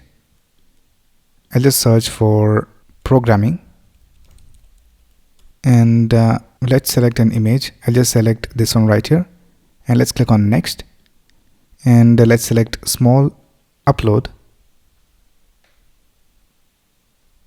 and let's click on done. And here we have the image uploaded. So let's click on update post and let's reload this page. And now we can see that the image is uploaded. So if you go to Cloudinary Media Library and if I reload this page, we have the image displayed over here. Right now the last thing we will do is when we delete a post, we'll also delete the image that the post has from Cloudinary. Here we have the delete button and here we are making a fetch call to API posts with the delete method. So let's go to API posts and here we have the delete method. Now here we can see for the delete we are making a fetch call to API posts ID and we are using the delete method. Now what we will do is we'll create a function and let's call it delete image. So let's type const delete image async function and we will get the public ID and let's type string as the data type. And here what we will do is we will make a fetch call to remove image API. So let's type const res equals await fetch API remove image, and for the options let's type method, and we need to set it to post, and then let's type headers, and we need to set it to content type application JSON, and this should be inside an object. And then we need to add the body. So here let's type json.stringify, and here we need to pass the public ID. So we are getting the public ID in this function as an argument. Right now let's go ahead and here after the user confirmed to delete the post, here if the deletion of the post is successful from the database, let's go ahead and extract the public ID from the posts. So whenever we delete a content using Prisma, it will return to us the object. So it will be inside this res. So let's type const post equals await res.json, and we need to get the public ID from this post. So let's type const public ID equals post, and now we need to call this function called delete image. So let's type await delete image, and let's pass the public ID, and here we have the console log for the error. Right now let's go ahead and see whether this works. So let's go back, and for the second post we have this image. So we have the image over here in Cloudinary. Now let's go ahead and delete this post. So let's click on delete and OK. And now if you refresh this page, we can see that the post is deleted. So let's go to Cloudinary and let's reload this page. And from here also the image has been deleted. So everything is working all right. And with that we have integrated Cloudinary in our app for image management. Now in this video we will add toast notification to our app using React Hot Toast. So let's get started. Right, here's our project, and let's go ahead and log in, and I'll just log in with Google. Right now we can see that we are logged in, and now let's go ahead and add the toast notifications. So we need to add the toast notifications whenever we have any error or whenever we create, edit or delete posts. So now if you go to the create new page, and right now if we set the title and content to blank, and if I click on create post, we can see that we have this error message over here. But it would be nicer to have some notification displayed at the top with some animation. So further, let's go to the terminal and let's install a package, and it is called React Hot Toast, and let's press enter. Right now React Hot Toast has been installed, so let's restart our server. Now here we can see in the package.json file we have this React Hot Toast.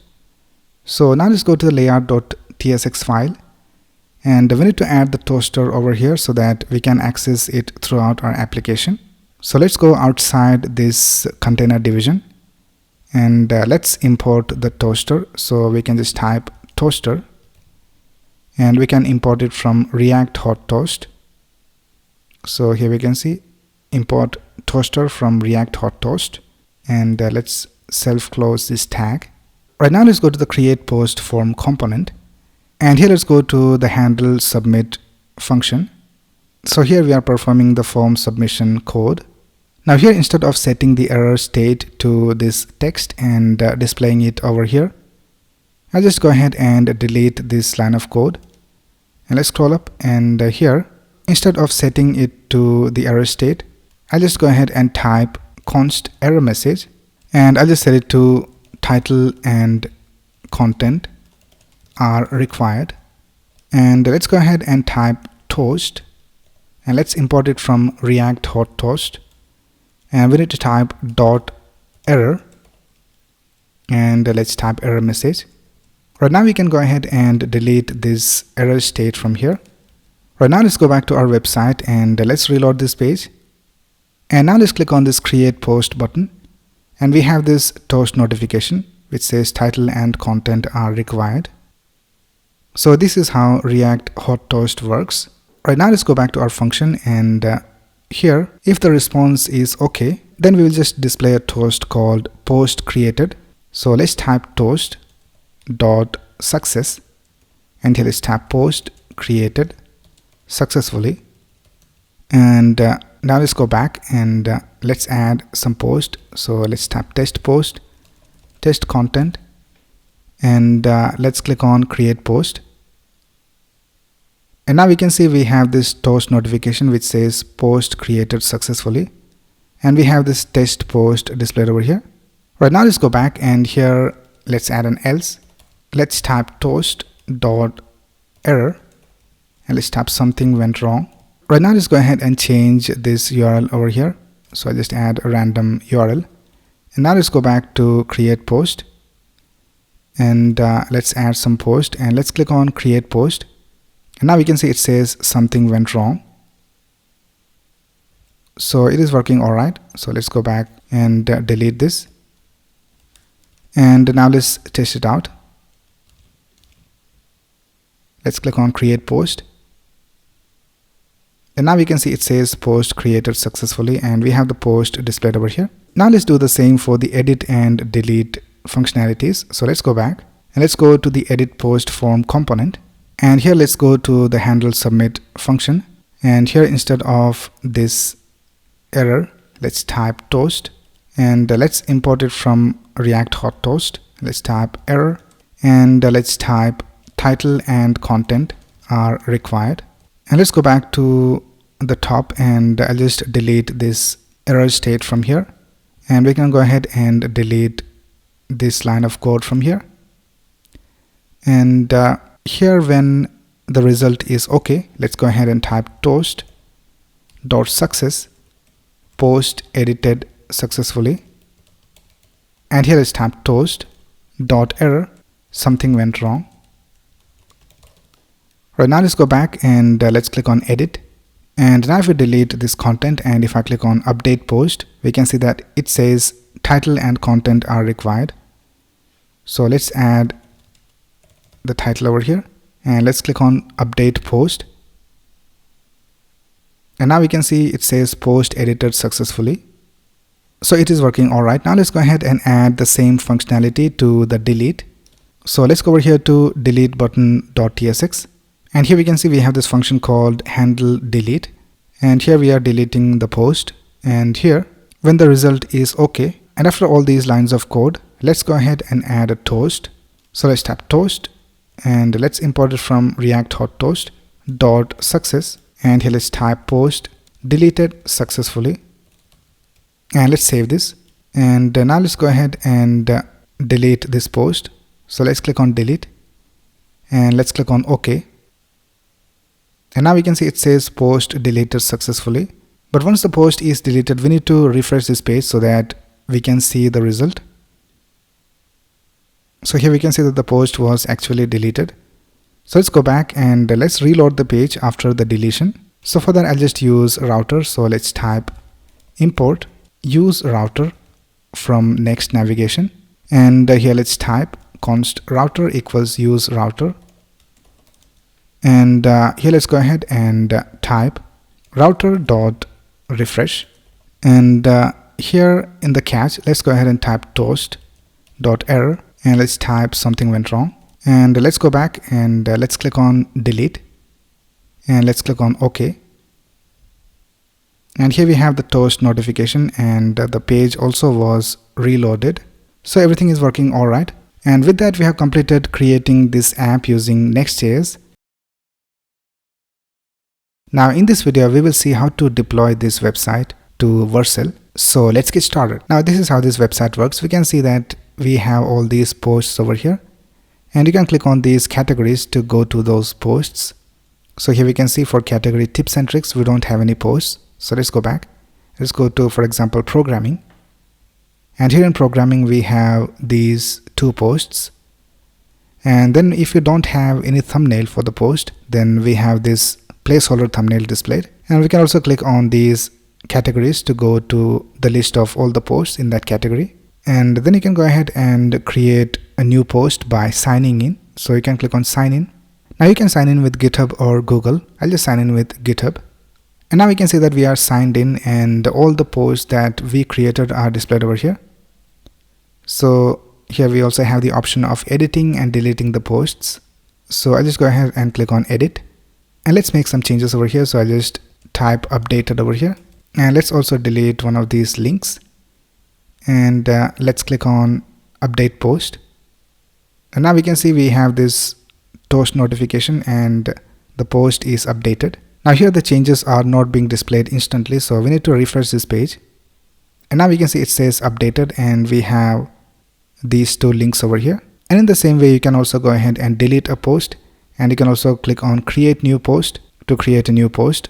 And if I click on this profile image, we have this pop-up displayed, and we have the email ID, the dashboard link, and the create post link. And then finally we can go ahead and click on sign out. So this is basically how our project works. Now before deploying this to Vercel, let's go ahead and add the functionality to reload the page.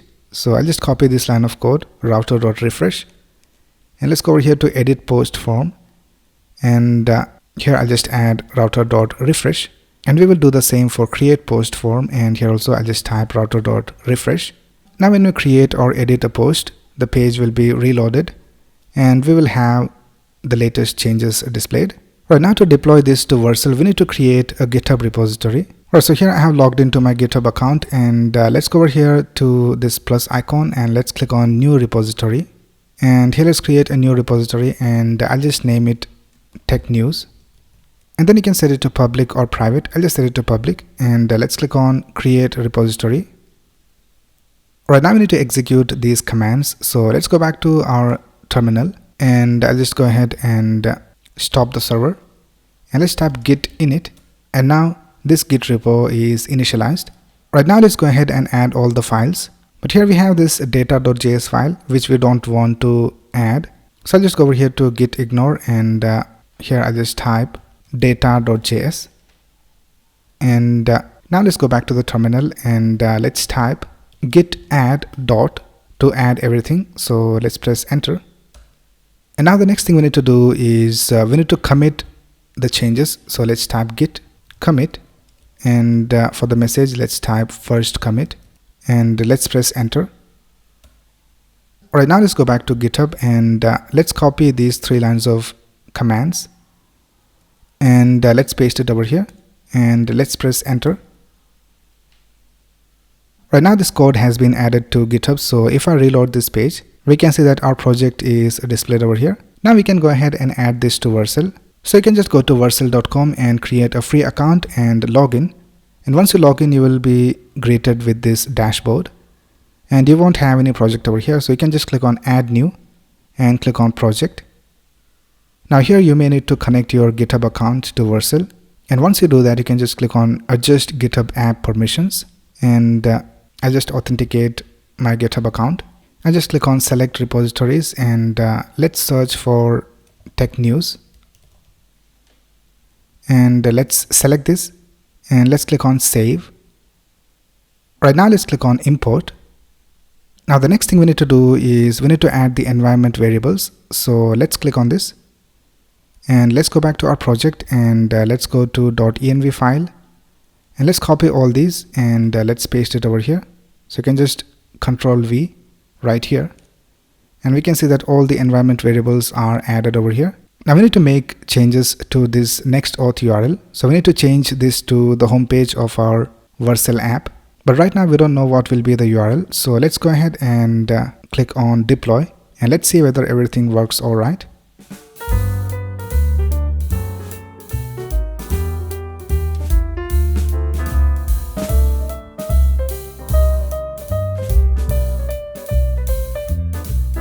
Right, now we can see we have these errors. So in components categories list, we need to add a key.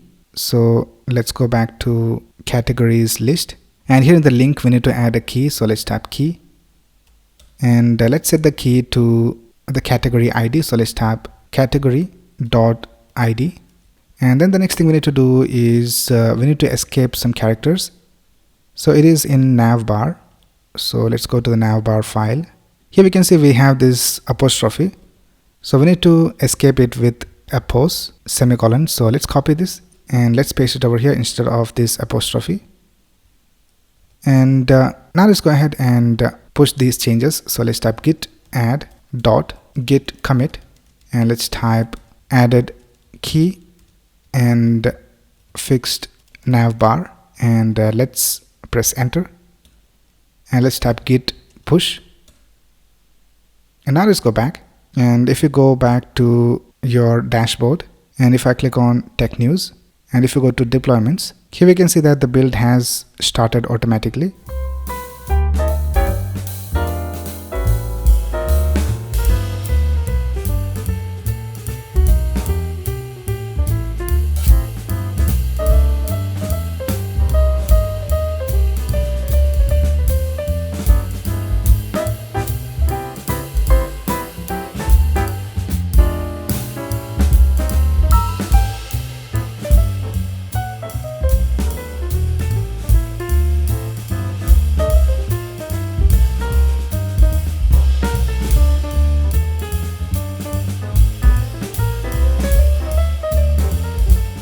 Right now here we have this error from Prisma, so we need to go to this link to see how to fix it. So let's open this, and here we can see when we work with Prisma and Vercel, we need to make some changes to the commands.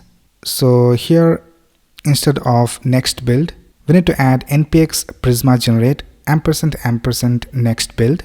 So let's go back, and let's go to the project, and let's go to settings, and let's go over here to the build command, and let's override it.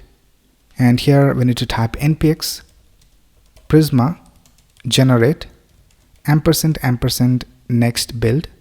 So npx prisma generate & next build. And now let's click on save. And while we are here, let's also go over here to domains, and let's go ahead and edit it, and let's add our custom domain. So here I'll just type tech news, and let's see whether it is available. So let's click on save, and it is not available. So let's type GTCoding tech news, and let's click on save. Alright, now let's go over here to deployments, and let's redeploy. So let's click on redeploy. Let's click on this button.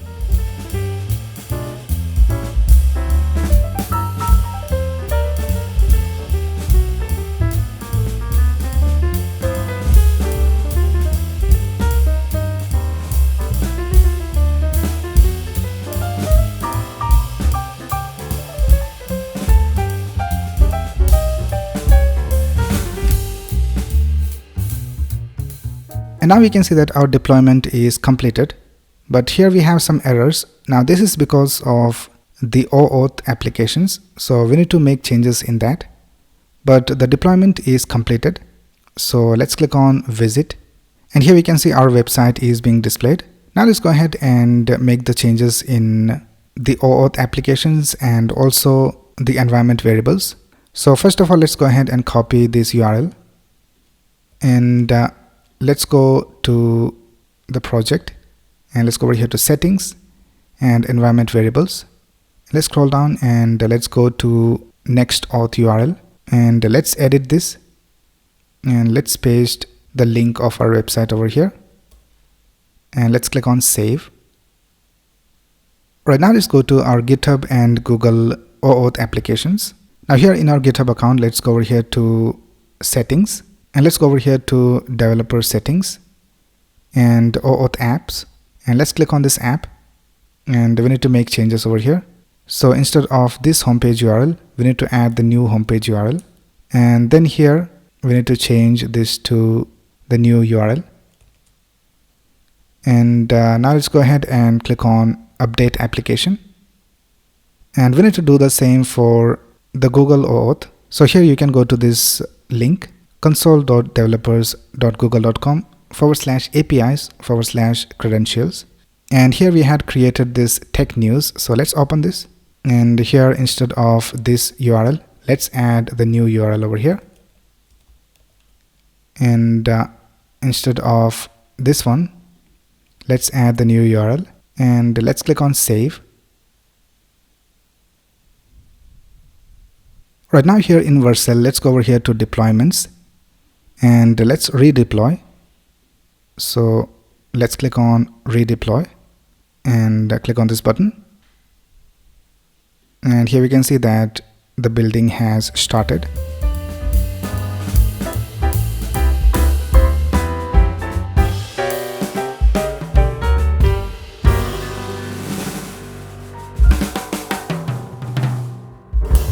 And now we can see we don't have any errors.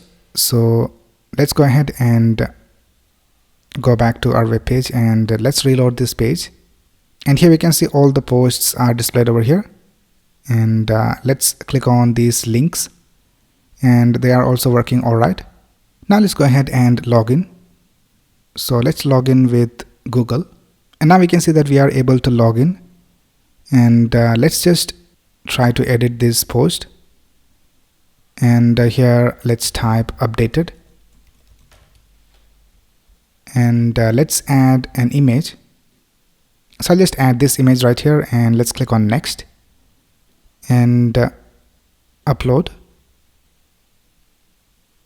and let's click on done, and let's click on update post. And here we can see it says post edited successfully, and we have the updated text over here, and we also have the image over here.